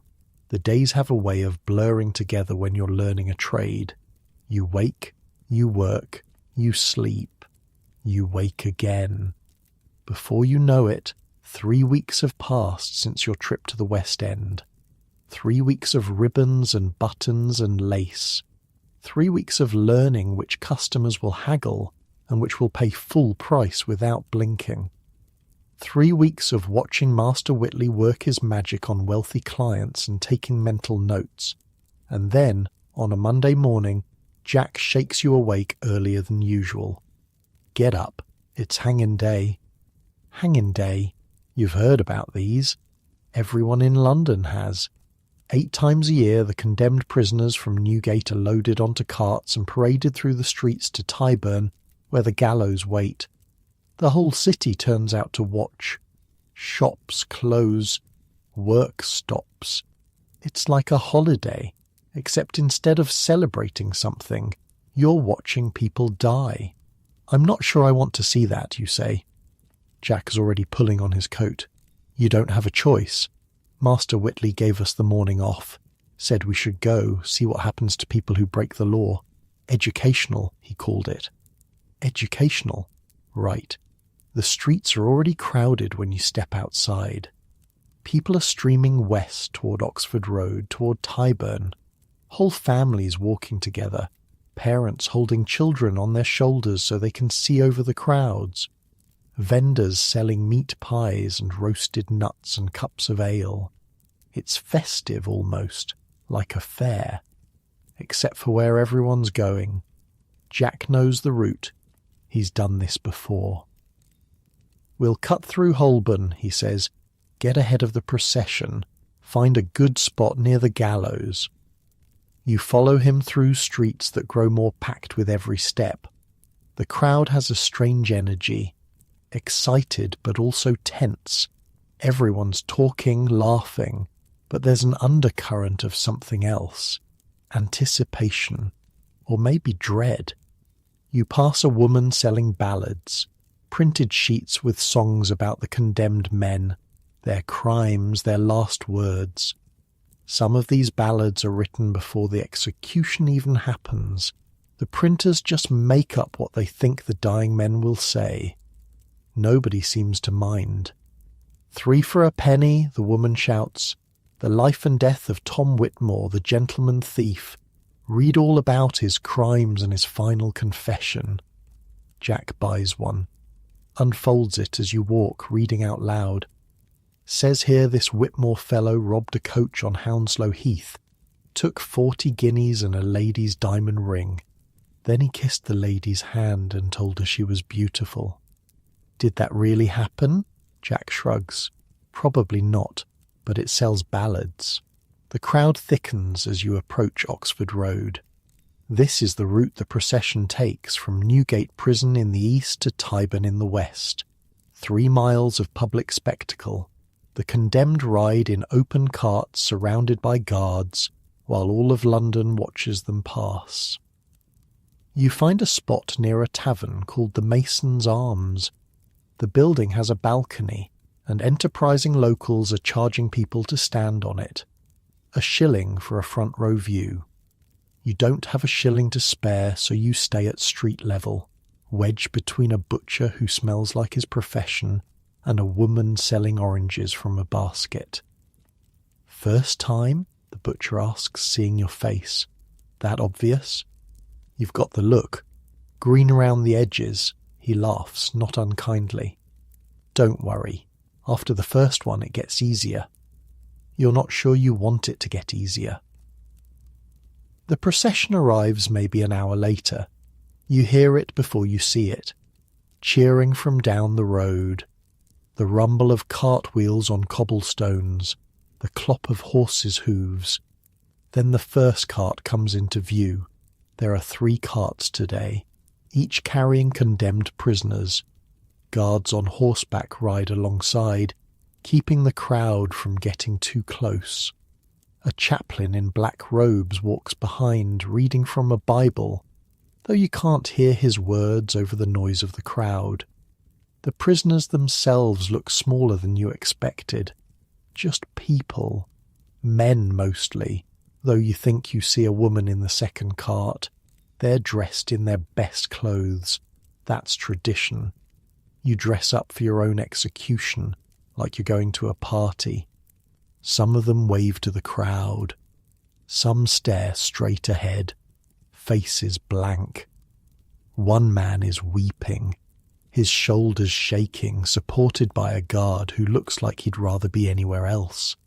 The carts pass close to where you're standing, close enough to see their faces clearly. The man in front is maybe 30. Dark hair, handsome in a rough way. He's the one the ballad was about. Tom Whitmore, the gentleman thief. He doesn't look like a gentleman now. He looks tired, resigned.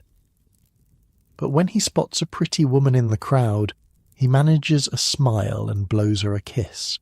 The crowd loves it. They cheer like he's a hero. Maybe to some of them he is. These highway robbers, they take from the rich. The coaches they stop belong to merchants and nobles, people with money to spare. It's easy to romanticize that, especially when you've got nothing yourself. But the woman in the second cart, you learn later, killed her husband with a kitchen knife, and the weeping man poisoned his business partner for money. Crimes aren't always romantic. Sometimes they're just desperate and ugly and sad. The procession moves on. The crowd follows, a river of humanity flowing toward Tyburn. You and Jack let yourselves be carried along. There's no fighting this tide. You just move with it, packed shoulder to shoulder with strangers, all of you heading to the same place. Tyburn itself is a wide-open space where 3 roads meet. In the centre stands the gallows. The Tyburn tree, people call it. It's not a tree at all. It's a triangular wooden structure, 3 posts connected by beams, designed to hang multiple people at once. On busy days, they've executed 24 people here in a single session. 3 sides of the triangle, 8 bodies per side, all swinging at once. The gallows have been here for 600 years. Edward II was watching executions at this spot. So was Elizabeth. So was Charles before they cut off his own head. Generations of Londoners have come to this same place to watch the same spectacle. Your grandparents probably stood where you're standing now. Today there are only 7 condemned. Lucky 7, someone in the crowd jokes. Nobody laughs. All around the gallows, a carnival atmosphere has taken hold. Vendors are doing brisk business. A man sells execution cakes, little pastries shaped like coffins. A woman offers cups of gin for a penny, cheaper than water. Children sit on their father's shoulders, craning to see over the crowd. An old woman has set up a chair and is taking bets on which prisoner will die fastest. The carts have stopped beneath the gallows. The prisoners are being helped down, though helped seems like a strange word for it. Led, more like. Herded. They're given one last drink if they want it. Most do, wouldn't you? A platform has been built for the spectators who can afford to pay. Lords and ladies in their finest clothes watching through opera glasses like they're at the theatre. You've heard that some of them come to every execution, that they consider it entertainment, that they hold dinner parties afterward and discuss what they've seen the way you might discuss a play. Around the base of the gallows, the crowd is packed so tight you can barely breathe. Jack has somehow wormed his way forward, but you've lost sight of him. You're stuck between bodies, unable to move forward or back, forced to watch whether you want to or not. The smell is overwhelming. Sweat and ale and unwashed bodies and something else underneath. Fear, maybe, or anticipation, or both mixed together until you can't tell them apart. The chaplain is speaking. You can't hear the words, but you can see his mouth moving, see him gesturing toward heaven. The condemned are supposed to repent now, confess their sins, ask forgiveness from God and from the people they've wronged. Tom Whitmore refuses to confess. He shakes his head when the chaplain speaks to him, says something that makes the crowd cheer again. A final act of defiance. The woman who killed her husband is praying, kneeling on the platform with her hands clasped, mouthing words you can't hear. Whatever she did, whatever led her to that kitchen with that knife, she's making peace with it now. The weeping man has to be supported by guards. His legs won't hold him. You think he might be sick. Someone in the crowd throws a rotten vegetable at him. It misses. Then the nooses are brought out. They're simple things. loops of rope, thick and coarse. The hangman moves down the line, placing each noose around each neck, adjusting them carefully. He's a professional. This is his job. He does it with the same concentration Master Whitley brings to measuring ribbon. The prisoners are positioned on a platform that drops away when the signal is given. Trap doors, basically. One moment they're standing, the next moment they're falling, and the rope catches them and that's it. Except it's not always that clean. The drop is supposed to break your neck. End it quickly. But the science isn't exact, and the hangman doesn't always get it right. Sometimes it takes longer than it should. Sometimes the family pays someone to pull on the dying person's legs. Speed things up. It's a mercy of a sort. The signal is given. The trapdoors drop. 7 bodies fall.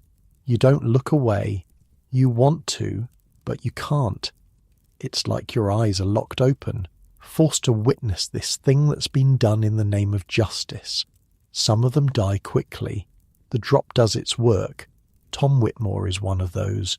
His luck held until the end. Others take longer.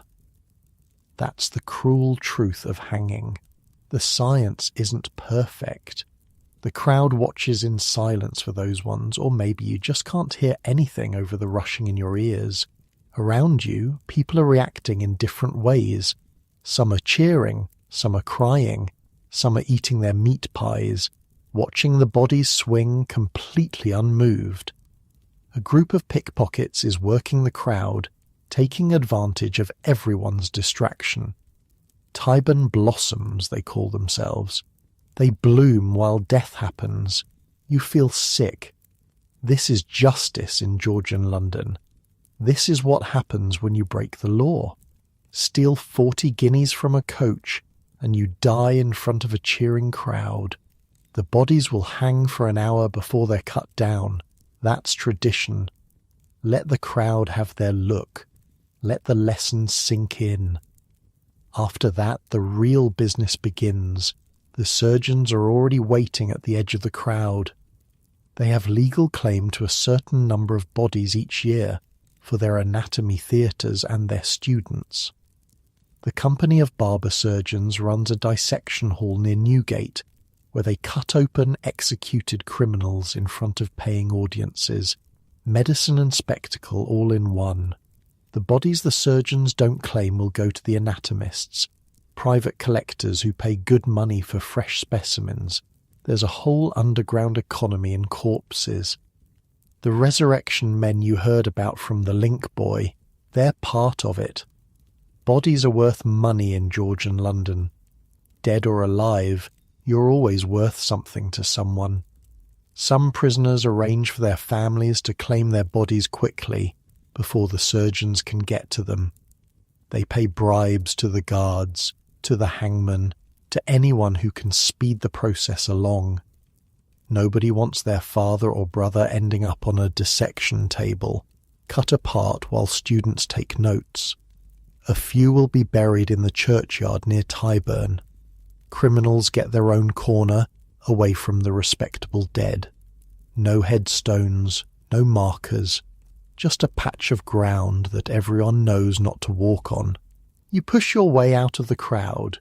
You don't care about stepping on toes or shoving through gaps. You just need to get away from here, away from the smell of death and the sound of cheering and the sight of those bodies turning slowly in the wind. You find a wall to lean against. Breathe. Try not to throw up. A dog runs past carrying something in its mouth that you refuse to look at closely. Jack finds you a few minutes later. He's got colour in his cheeks, like he's been drinking. Probably has. The taverns near Tyburn do their best business on hanging days. First one's always rough, he says. You'll get used to it. I don't want to get used to it, he shrugs. Then don't come next time. But I'll tell you something, Will. Every merchant on Cheapside has seen this. Every apprentice, every journeyman. We all know what happens if we steal from our masters. if we cheat our customers, if we break the rules. He looks back toward the gallows where the bodies are still swinging. That's not entertainment, that's a lesson. Make sure you learn it. You walk back to Cheapside in silence. The festive mood of the morning has drained out of the streets. People are going back to their shops, their workshops, their lives. The holiday is over. Tomorrow everything returns to normal. On the way, you pass a print shop. In the window, there's already a new engraving. The execution you just witnessed, rendered in black and white. The Tyburn tree with 7 figures dangling from it. A crowd of spectators rendered as a sea of tiny faces. In the corner, a caption gives the names of the dead and their crimes. The print was probably made days ago. They knew who was being executed, knew the date and time.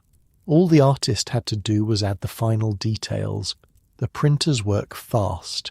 By tomorrow these images will be selling all over London. By next week they'll be in coffee houses in Bristol and Edinburgh and Dublin. Death as commodity. Death as entertainment. Death as a warning to anyone who might consider stealing 40 guineas or killing their husband or poisoning a business partner. You keep walking. Past St. Sepulchre's Church, where the bellman rings the execution bell to signal the condemned are on their way. Past the streets where the crowd gathered this morning, now littered with discarded food and dropped coins and at least one shoe someone lost in the crush. Past the corners where the Tyburn blossoms did their work, their pockets full of stolen purses. But you keep seeing those bodies, keep hearing the strange silence that fell over the crowd in those final moments. Keep thinking about the weeping man who couldn't stand on his own legs, who had to be held up just so they could execute him properly. This is London, the same city that builds magnificent cathedrals and fills coffee houses with ideas. The same city that trades with the whole world and produces artists like Hogarth and playwrights whose names will last for centuries. This city also hangs 7 people on a Monday morning and calls it justice, sells tickets to watch, prints commemorative engravings. You're not sure how to hold both of those things in your head at once, but you're learning. Back at the shop, Master Whitley is waiting. He doesn't ask if you went to Tyburn. He already knows. He sent you there after all. Did you see it? He asks. Yes, sir. All of it? Yes, sir. He nods. His face gives nothing away. Good. Now you know. Now get back to work. And just like that, it's over. The execution becomes another thing that happened. Another piece of London that you've absorbed. The ribbons need organising and there's a customer waiting, and the afternoon doesn't care what you saw this morning. You take your place behind the counter. You sell buttons and pins and packets of needles. Your hands move automatically, measuring and cutting and wrapping, while your mind is still at Tyburn, still watching 7 bodies swing. It gets easier, Jack said. You're not sure if that's a comfort or a curse. The week after Tyburn passes slowly. You find yourself thinking about it at odd moments. Measuring ribbon, you see the bodies swinging. Counting coins, you hear the crowd. It fades eventually, the way all things fade, but it leaves something behind. A weight you didn't have before. And then Sunday comes, and Sundays are different. The shop is closed. The law says so. No trading on the Lord's Day. Master Whitley takes this seriously. He's at St. Mary le Bow for the morning service, Mrs. Whitley beside him, both of them dressed in their Sunday best. You're supposed to go to church too, all apprentices are. It's part of the deal, part of the moral instruction that comes with learning a trade. But Master Whitley doesn't check where you worship, and Jack has been telling you for weeks about a place you need to see. Greenwich, he says, lacing up his boots. best view in England. And the old sailors at the hospital will tell you stories that'll curl your hair. You could use a good view right now, something to replace the images in your head. So instead of church, you head east, down to the river, where the watermen are doing a steady Sunday trade, ferrying people away from the city. The fare to Greenwich is 4p, more than you'd like to spend, but Jack insists it's worth it. You can't walk to Greenwich, he says. Well, you can, but it takes half the day. The river's the only way.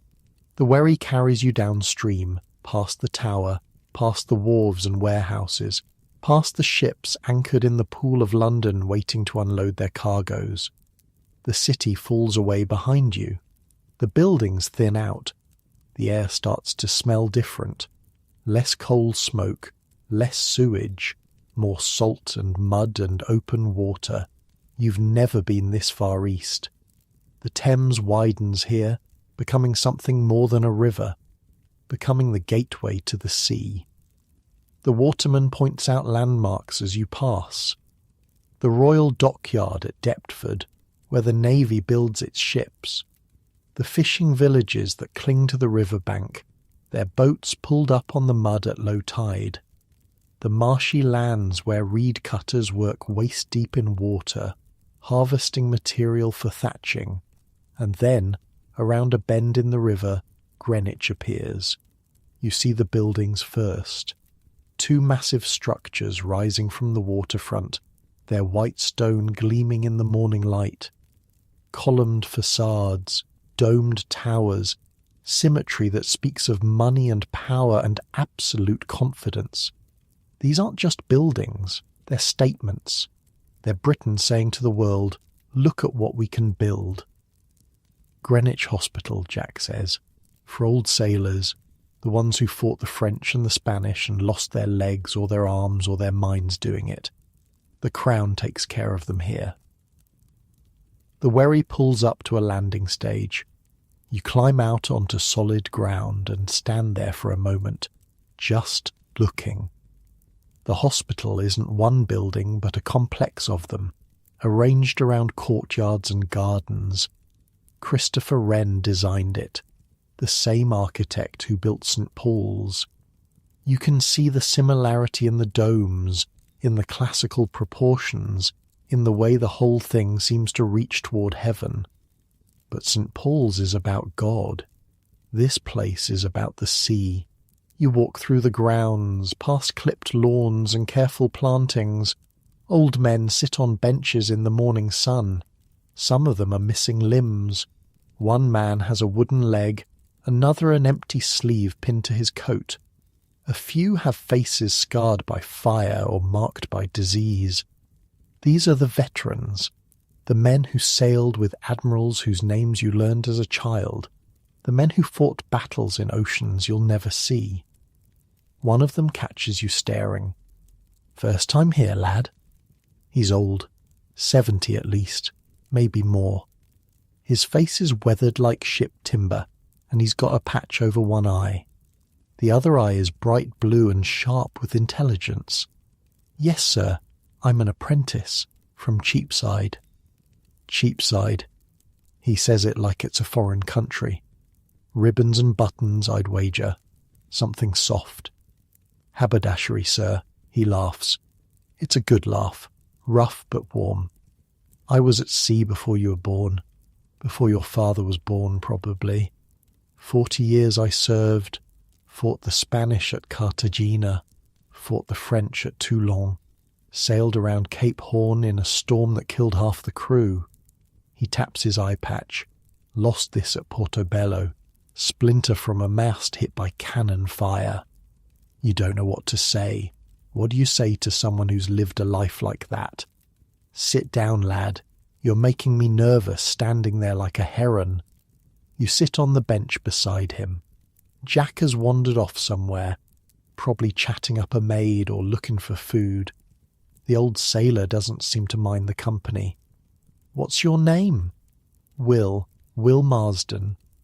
I'm Josiah Cook, boatswain's mate, HMS Gloucester, retired. He says it formally, like he's introducing himself to an admiral. 40 years at sea, and now I live here watching the river go by. Do you miss it? The sea? He's quiet for a moment. Watches a boat pass on the river. Every damn day. It's a terrible life, boy. Bad food, worse conditions, captains who'll flog you for looking at them wrong. Men die of scurvy, of fever, of drowning, of everything you can imagine. I've seen friends fall from the rigging and break on the deck below. Seen ships go down with all hands in storms that came from nowhere. He pauses, takes a breath. And I'd go back tomorrow if they'd have me. There's nothing like it. The open ocean, the stars at night when you're 1,000 miles from land, the feeling when you sight home after months away. He shakes his head. You can't explain it to someone who hasn't lived it. The sea gets in your blood. You think about your own life. The shop on Cheapside, the ribbons and buttons and lace.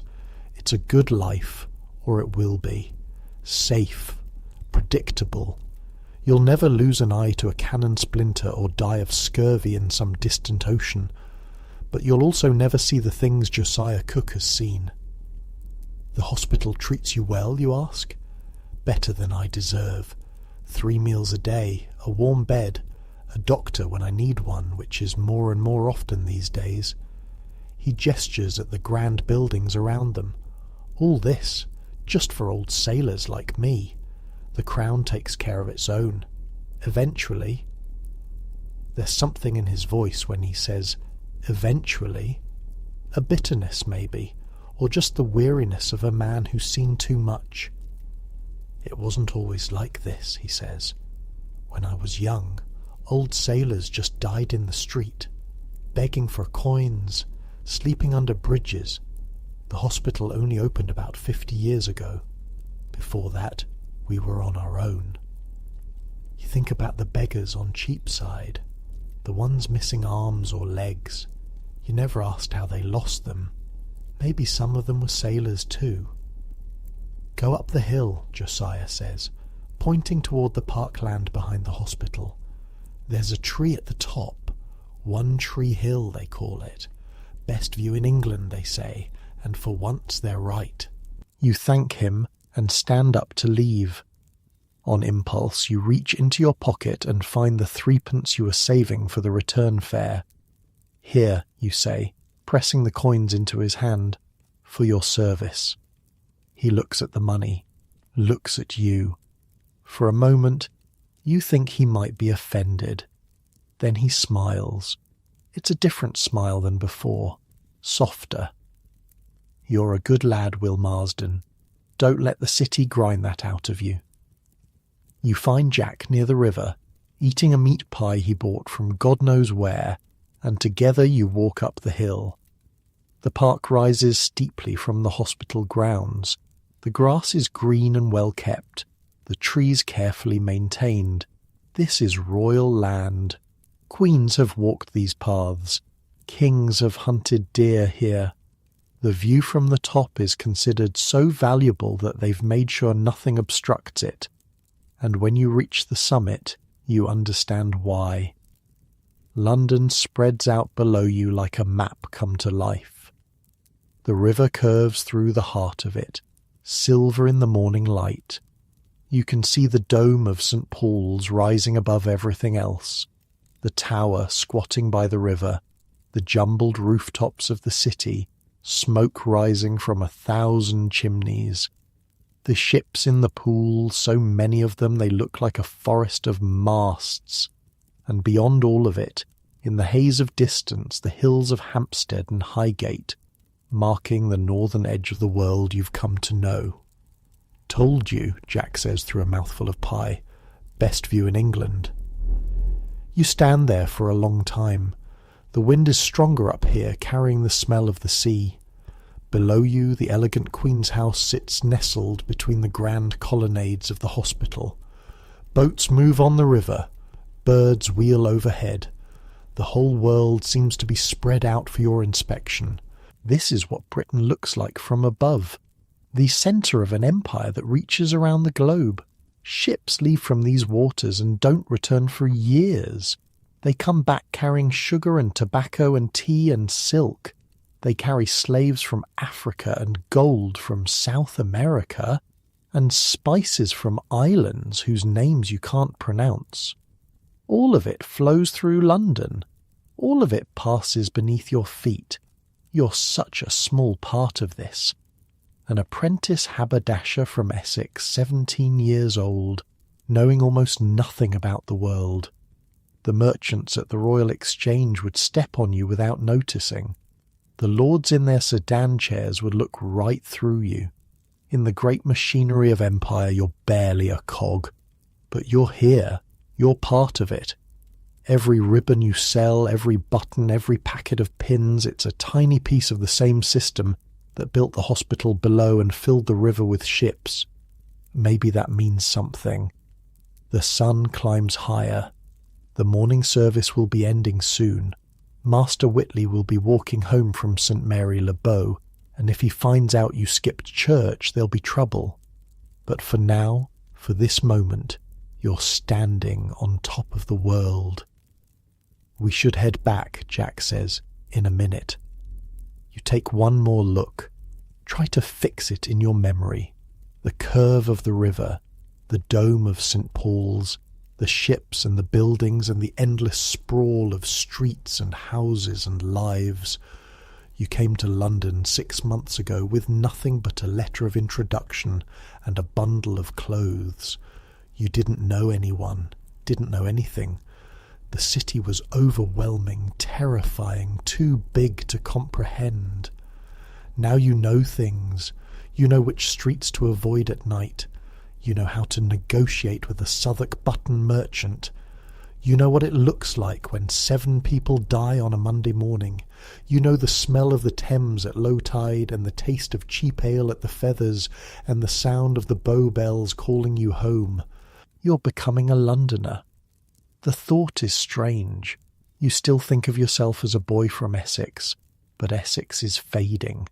The village where you grew up, the fields where you used to help with the harvest, the faces of people you knew your whole life.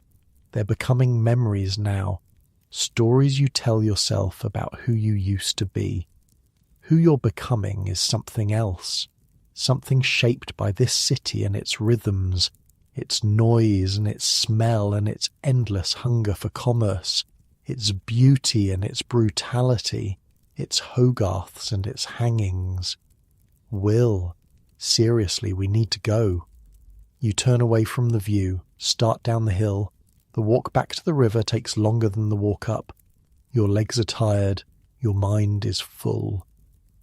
Jack chatters about something, a girl he met last week, a scheme he's heard about, the usual stream of talk that fills his silences. You barely hear him.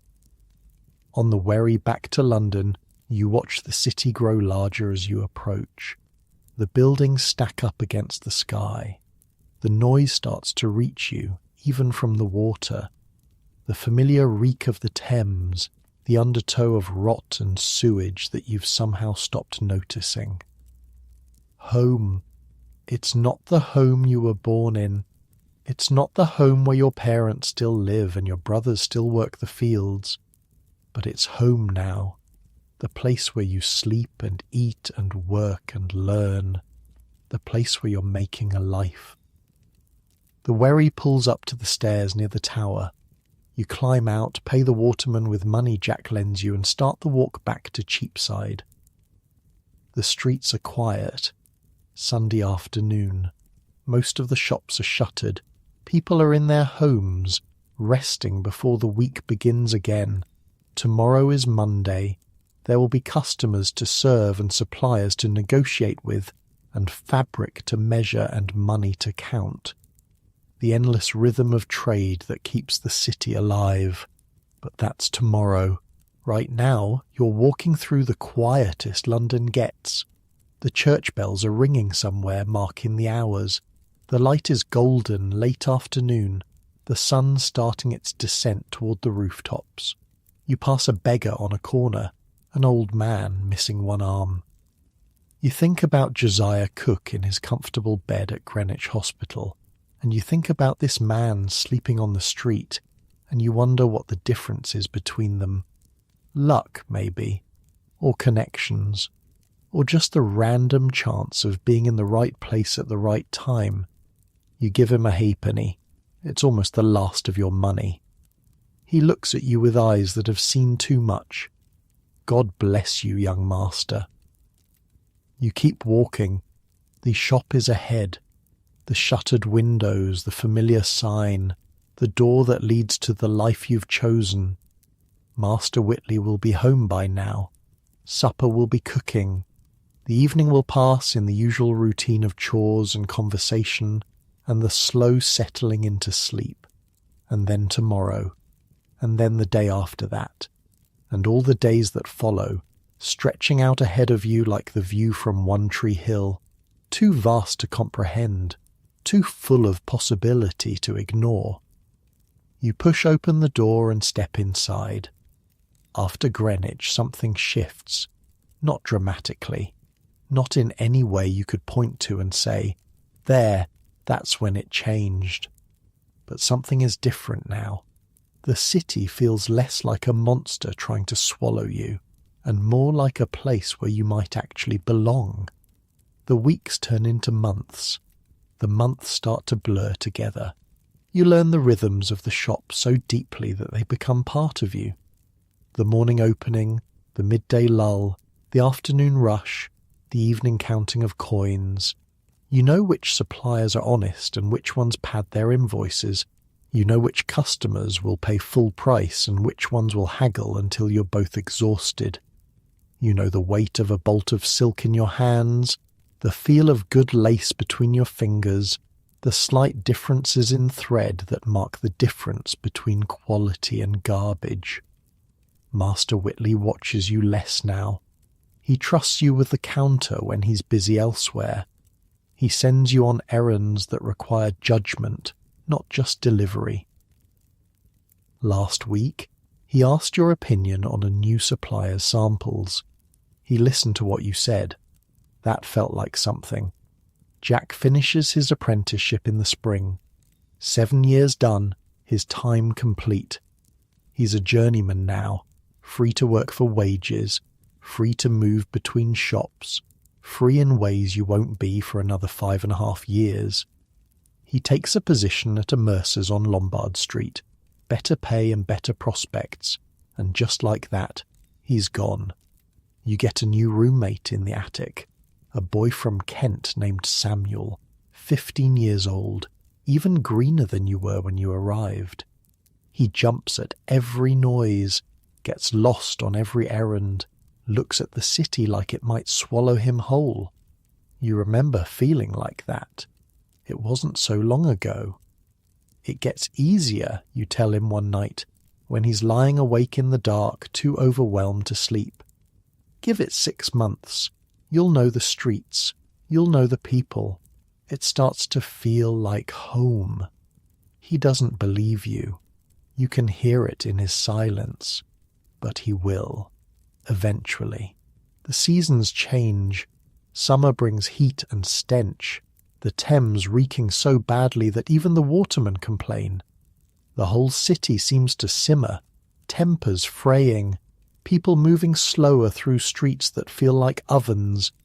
You learn to work in the early mornings and late evenings, when the heat is bearable, and to rest during the brutal afternoons. Autumn brings rain and mud, the streets turning to rivers of filth that soak through your shoes and splash up onto your stockings. You learn to walk close to the buildings where the ground is slightly higher and to carry a stick to test the depth of puddles before stepping in. Some of those puddles are ankle deep, some are deeper. Winter brings cold so deep that the water in your washing basin freezes overnight, and you have to break the ice with your fist just to wash your face. The shop is frigid in the mornings until the fire catches. Your fingers grow stiff and clumsy, fumbling with buttons and needles. You learn to keep a small brazier near the counter, feeding it coal throughout the day just to keep your hands working. But winter also brings the frost fairs. When the Thames freezes solid, which it does some years, the whole city pours onto the ice. Vendors set up stalls. People roast oxen over open fires. There's music and dancing and the strange joy of walking across a river that usually flows beneath you. You spend a Sunday on the ice with Samuel, teaching him to slide on his boots the way Jack taught you, both of you falling and laughing and falling again. And then spring. The ice melts, the mud dries. The first green shoots appear in the window boxes of the houses nearby. The air smells almost clean for a few days before the summer stench returns. Your first full year in London complete. Master Whitley marks the occasion with a small gift. A pair of gloves, good quality, made from leather soft as butter. They're worth more than anything you own. You've done well, he says. Better than most. Keep it up, and there might be a future here for you. A future. You think about what that means. 5 more years of apprenticeship, then however long as a journeyman, saving money, building reputation, learning everything there is to learn. Then maybe, if you're lucky, if you're good, if the stars align in your favour, your own shop someday. Your own sign above the door. Your own apprentices sleeping in the attic, learning the trade the way you're learning it now. You've started noticing things you never noticed before. The way Master Whitley arranges the shop window to catch the morning light. The way he positions the expensive goods at eye level, the cheaper stuff down below where people have to bend to see it. The way he greets regular customers by name, remembers their families, asks about their health. It's not just selling, it's theatre, performance, making people feel special so they spend more than they planned. You're learning that too. Last week a woman came in looking for plain ribbon, the cheapest kind, for her daughter's dress. You showed her the plain ribbon. Then, casually, you showed her something slightly nicer. Just a touch more colour, a bit more sheen. Not much more expensive, you said, but the way it catches the light, your daughter will feel like a princess. She bought the nicer ribbon, and some buttons to match, and a packet of pins she hadn't even known she needed. Master Whitley saw the whole thing. He didn't say anything, but later he nodded at you across the shop. Just a small nod. You're learning. It seems impossibly far away, your own shop. But so did London once when you were just a boy in Essex dreaming about the city. On quiet evenings, when the shop is closed and the work is done, you sometimes sit by the window in the back room and watch the street go dark. The lamplighters make their rounds, though their efforts barely push back the night. Candles appear in windows up and down Cheapside. The sounds of the day fade into the sounds of evening. Tavern noise and distant music and the occasional shout of a watchman calling the hour. Mrs. Whitley serves supper, the same simple food as always. Mutton or beef, vegetables from the market, bread that's slightly stale by evening but still good enough. She asks about your day sometimes, in her quiet way, listens to your answers, offers small pieces of advice that turn out to be more useful than you expected. The customers don't just buy fabric, she told you once. They buy how you make them feel. Remember that. You remember it. After supper, there's time to yourself. An hour, maybe 2, before exhaustion takes over. You could go to the Feathers with the other apprentices. You do, sometimes. But more often lately you stay in. Read a little when you can borrow a book. Think about the day. Plan for tomorrow. London never fully sleeps. There's always something moving, someone stirring, some business being conducted in the shadows. but it gets quieter. The mad energy of the daylight hours settles into something more manageable, something almost peaceful. You think about the people you've met, Hogarth with his paint-stained smock and sharp questions, Josiah Cook with his one eye and his 40 years at sea, the waterman who rowed you across the Thames on your first trip to Southwark, the link boy who guided you through the dark streets, Thomas Arne from Drury Lane, who you never did visit, though you still have his invitation tucked away somewhere. All of them living their lives in this same city. All of them part of the same vast machinery that keeps London running. You think about the things you've seen, the Royal Exchange with its merchants making fortunes, the gin shops with their desperate souls drinking themselves to death, the execution at Tyburn, the bodies swinging, the crowd counting seconds, the view from One Tree Hill, the whole world spread out below you like a promise. This city contains everything, every kind of person, every kind of life, every kind of death. It grinds some people down to nothing and lifts others up to heights they never imagined. The difference between the two often comes down to luck, or connections, or simply being in the right place at the right time. You've been lucky so far. A good master, a decent position, your health intact, your prospects reasonable.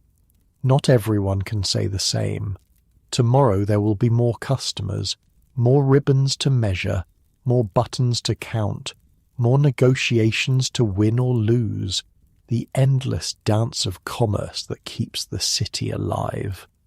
You'll wake before dawn and work until after dark and fall into bed exhausted, the same as today, the same as yesterday, the same as all the days stretching out ahead. But tonight, you're just tired. The attic room is cold. Samuel is already asleep, curled up on his side of the straw mattress, breathing slow and steady. The sounds of the city drift up through the floorboards. A cart passing in the street below, someone laughing in a nearby tavern, the distant bark of a dog. You pull the thin blanket up to your chin and stare at the ceiling. It's strange, the person you're becoming. Not the boy from Essex anymore, not quite a Londoner yet. Something in between, something still taking shape. Your mother would barely recognize you. The way you talk now, with London slang creeping into your speech, the way you move through crowds without flinching, the way you can look at a bolt of fabric and know its quality in seconds, its origin in minutes, its proper price without even thinking. She'd be proud, probably. Your father too, though he'd never say it. They sent you here with nothing but hope, and so far that hope is paying off. You're learning a trade, you're making your way, you're surviving. In a city that eats so many people alive, surviving is no small thing. The candle on the windowsill gutters and dies. Darkness fills the room, soft and complete. Just the faint glow of moonlight through the tiny window and the sounds of London settling into night. Your eyes are heavy. The day's walking has caught up with you. Your legs ache pleasantly. Your mind is finally quiet. The endless chatter of thoughts fading into something like peace. You think about the years ahead, the challenges you can't yet imagine, the opportunities that might or might not come, the person you'll be at 25, at 30, at 50. Will you still be here on Cheapside running a shop of your own? Will you have found something else, some other path through this maze of a city? Will you even still be alive, or will London have claimed you the way it claims so many? You can't know. Nobody can. The future is as dark as the room around you, as unknowable as the stars hidden behind the coal smoke and the clouds. But that's all right. You've learned something this year. Something they don't teach you in the shop, something Master Whitley never put into words. You've learned that you can handle things, that the city that seemed so terrifying when you arrived is actually just a place, a big place, a complicated place, a place that will test you in ways you never expected, but still just a place, full of people trying to get through their days, same as you. The boy who stepped off that wagon from Essex, the one who flinched at every noise and got lost on every corner, he's still in there somewhere. You can still feel him sometimes when something unexpected happens. But he's not in charge anymore. The person in charge is someone new, someone who knows how to navigate crowds and negotiate prices and find his way home in the dark, someone who belongs here. Right now, in this moment, you're warm enough, fed enough, safe enough. You have a roof over your head and work that matters and people who are counting on you to show up tomorrow and do it all again. That's more than a lot of people have. That's enough. The sounds of the city grow fainter, or maybe you're just listening less. The boundary between waking and sleeping starts to blur, the way it does when you're truly exhausted, when your body has decided that consciousness is no longer required. Somewhere out there, London continues, the night watchmen walk their rounds, the gin shops serve their desperate customers, the watermen tie up their boats and count their coins, the merchants sleep in their grand houses dreaming of profits, the beggars huddle in doorways dreaming of warmth, and you, Will Marsden, apprentice haberdasher, boy from Essex, dreamer of dreams you can't yet name, you sink into the darkness. Tomorrow will come soon enough. But for now, there's just this, the softness of sleep reaching up to claim you, the quiet of the attic room, the steady breathing of the boy beside you, the distant heartbeat of a city that never quite stops. You close your eyes. The last thing you hear is the church bells somewhere far away, marking an hour you're too tired to count, and then nothing, just rest, just the long, slow drift into dreams. Centuries will pass. The London you know will change beyond recognition. The buildings you walk past every day will crumble and be rebuilt.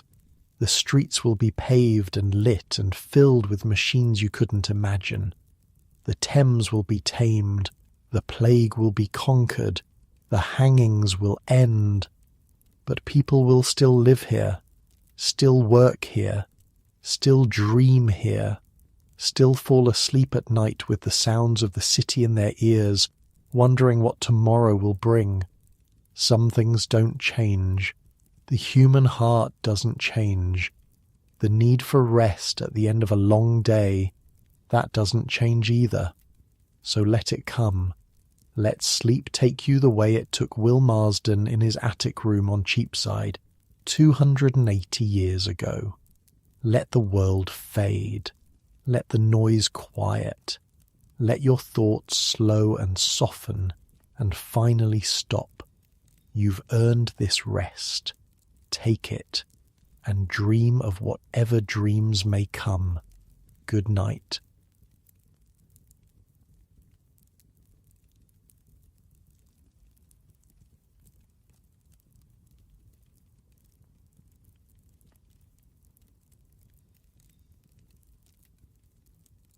Picture the largest city on Earth. Now fill it with 500,000 people who haven't discovered deodorant yet. Add a river choked with sewage, streets crawling with pickpockets, and a cathedral so massive it took 35 years to build. That's Georgian London, the centre of a growing empire, the filthiest metropolis in Europe, a place where you could watch a man get hanged in the morning and catch a Shakespeare play by evening. We're going back there tonight, not as tourists looking at paintings. We're living it. One day, one person, everything they would have seen, smelled, heard, and survived. So I make these history stories, and honestly, I have no clue if anyone actually sleeps to them, or if you're all just weirdos who like hearing about sewage and public executions. Either way, subscribe if you want. Get comfortable. Here we go. Your eyes open to darkness. For a moment, maybe half a second, you've forgotten where you are. Then it hits you. The smell. It's not just one smell, it's layers. Horse manure from the street below, wood smoke from 1,000 chimneys, something rotting in the gutter that you don't want to think about too hard. And underneath it all, the unmistakable funk of people who haven't bathed in weeks, months maybe, including you. Welcome to London in the 1740s. You're lying on a straw-stuffed mattress in an attic room above your master's shop on Cheapside, the busiest commercial street in the entire city, maybe the entire world. Your name is Will Marsden, you're 17 years old, and you arrived here 6 months ago from a village in Essex with exactly 2 shillings in your pocket and a letter of introduction to Master Edmund Whitley, haberdasher. Back home, everyone said London would swallow you whole. They weren't wrong. The church bells are already ringing. Not just one church, dozens. St. Mary le Bow is closest, its famous bells marking the time for half the city. Those are the Bow bells, by the way. You've probably heard the expression about being born within the sound of Bow bells making you a true Cockney. That's already a thing in the 1740s. The bells have been defining London identity for centuries. You need to get up. Master Whitley will have your hide if you're not at your post when the shop opens. And the shop opens early, 4 in the morning in summer, 5 in winter. The sun isn't even properly up yet, and already the street below is coming alive. The wooden floor is cold under your bare feet. Your fellow apprentice, a skinny kid named Jack from somewhere up north, is still snoring in the bed you share. Yeah, you share a bed. That's normal. Most apprentices do. Privacy is a luxury nobody at your level can afford. At least Jack doesn't kick too much. You splash some water on your face from the basin. The water is cold and slightly brown. You got it yesterday from the public pump 3 streets over, waiting in line for 20 minutes behind a woman who smelled like fish, and a man who kept muttering about the price of candles. Water doesn't come to your house through pipes, not for regular folks. You fetch it, bucket by bucket from whatever source you can find. Your clothes are where you left them. A rough linen shirt that's seen better days, breeches that end just below the knee, wool stockings and leather shoes with buckles that need polishing. Your waistcoat is your one bit of pride. It's brown, nothing fancy, but it marks you as a tradesman in training rather than a common labourer. Appearances matter in this city. They matter more than almost anything.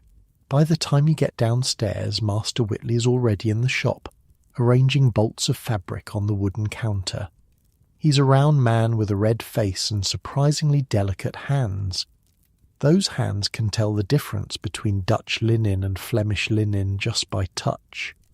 He's taught you about half of what he knows, and already your head is swimming with information about thread counts and dye quality, and which merchants are trustworthy and which ones will sell you damaged goods at full price. "You're late," he says without looking up. "You're not late." He says this every morning. You've learned not to argue. The shop is small by London standards, maybe 20 feet wide and twice as deep. The front opens directly onto Cheapside with wooden shutters that fold down to create a counter for displaying goods. Behind that, shelves lined with every kind of haberdashery you can imagine. Ribbons, buttons, lace, pins, needles, thread in more colours than you knew existed, buckles for shoes and breeches, hooks and eyes for corsets. It's not glamorous, but it's honest trade, and Cheapside is the place to do it. You've been here 6 months, but the scale of this street still amazes you. Back in Essex, your whole village probably had fewer people than this single street holds at any given moment. The name Cheapside comes from the Old English word for marketplace, and that's exactly what it is. One long, continuous market stretching from St. Paul's Cathedral at one end to the Poultry at the other. And speaking of St. Paul's, when Master Whitley sends you out on your first errand of the day,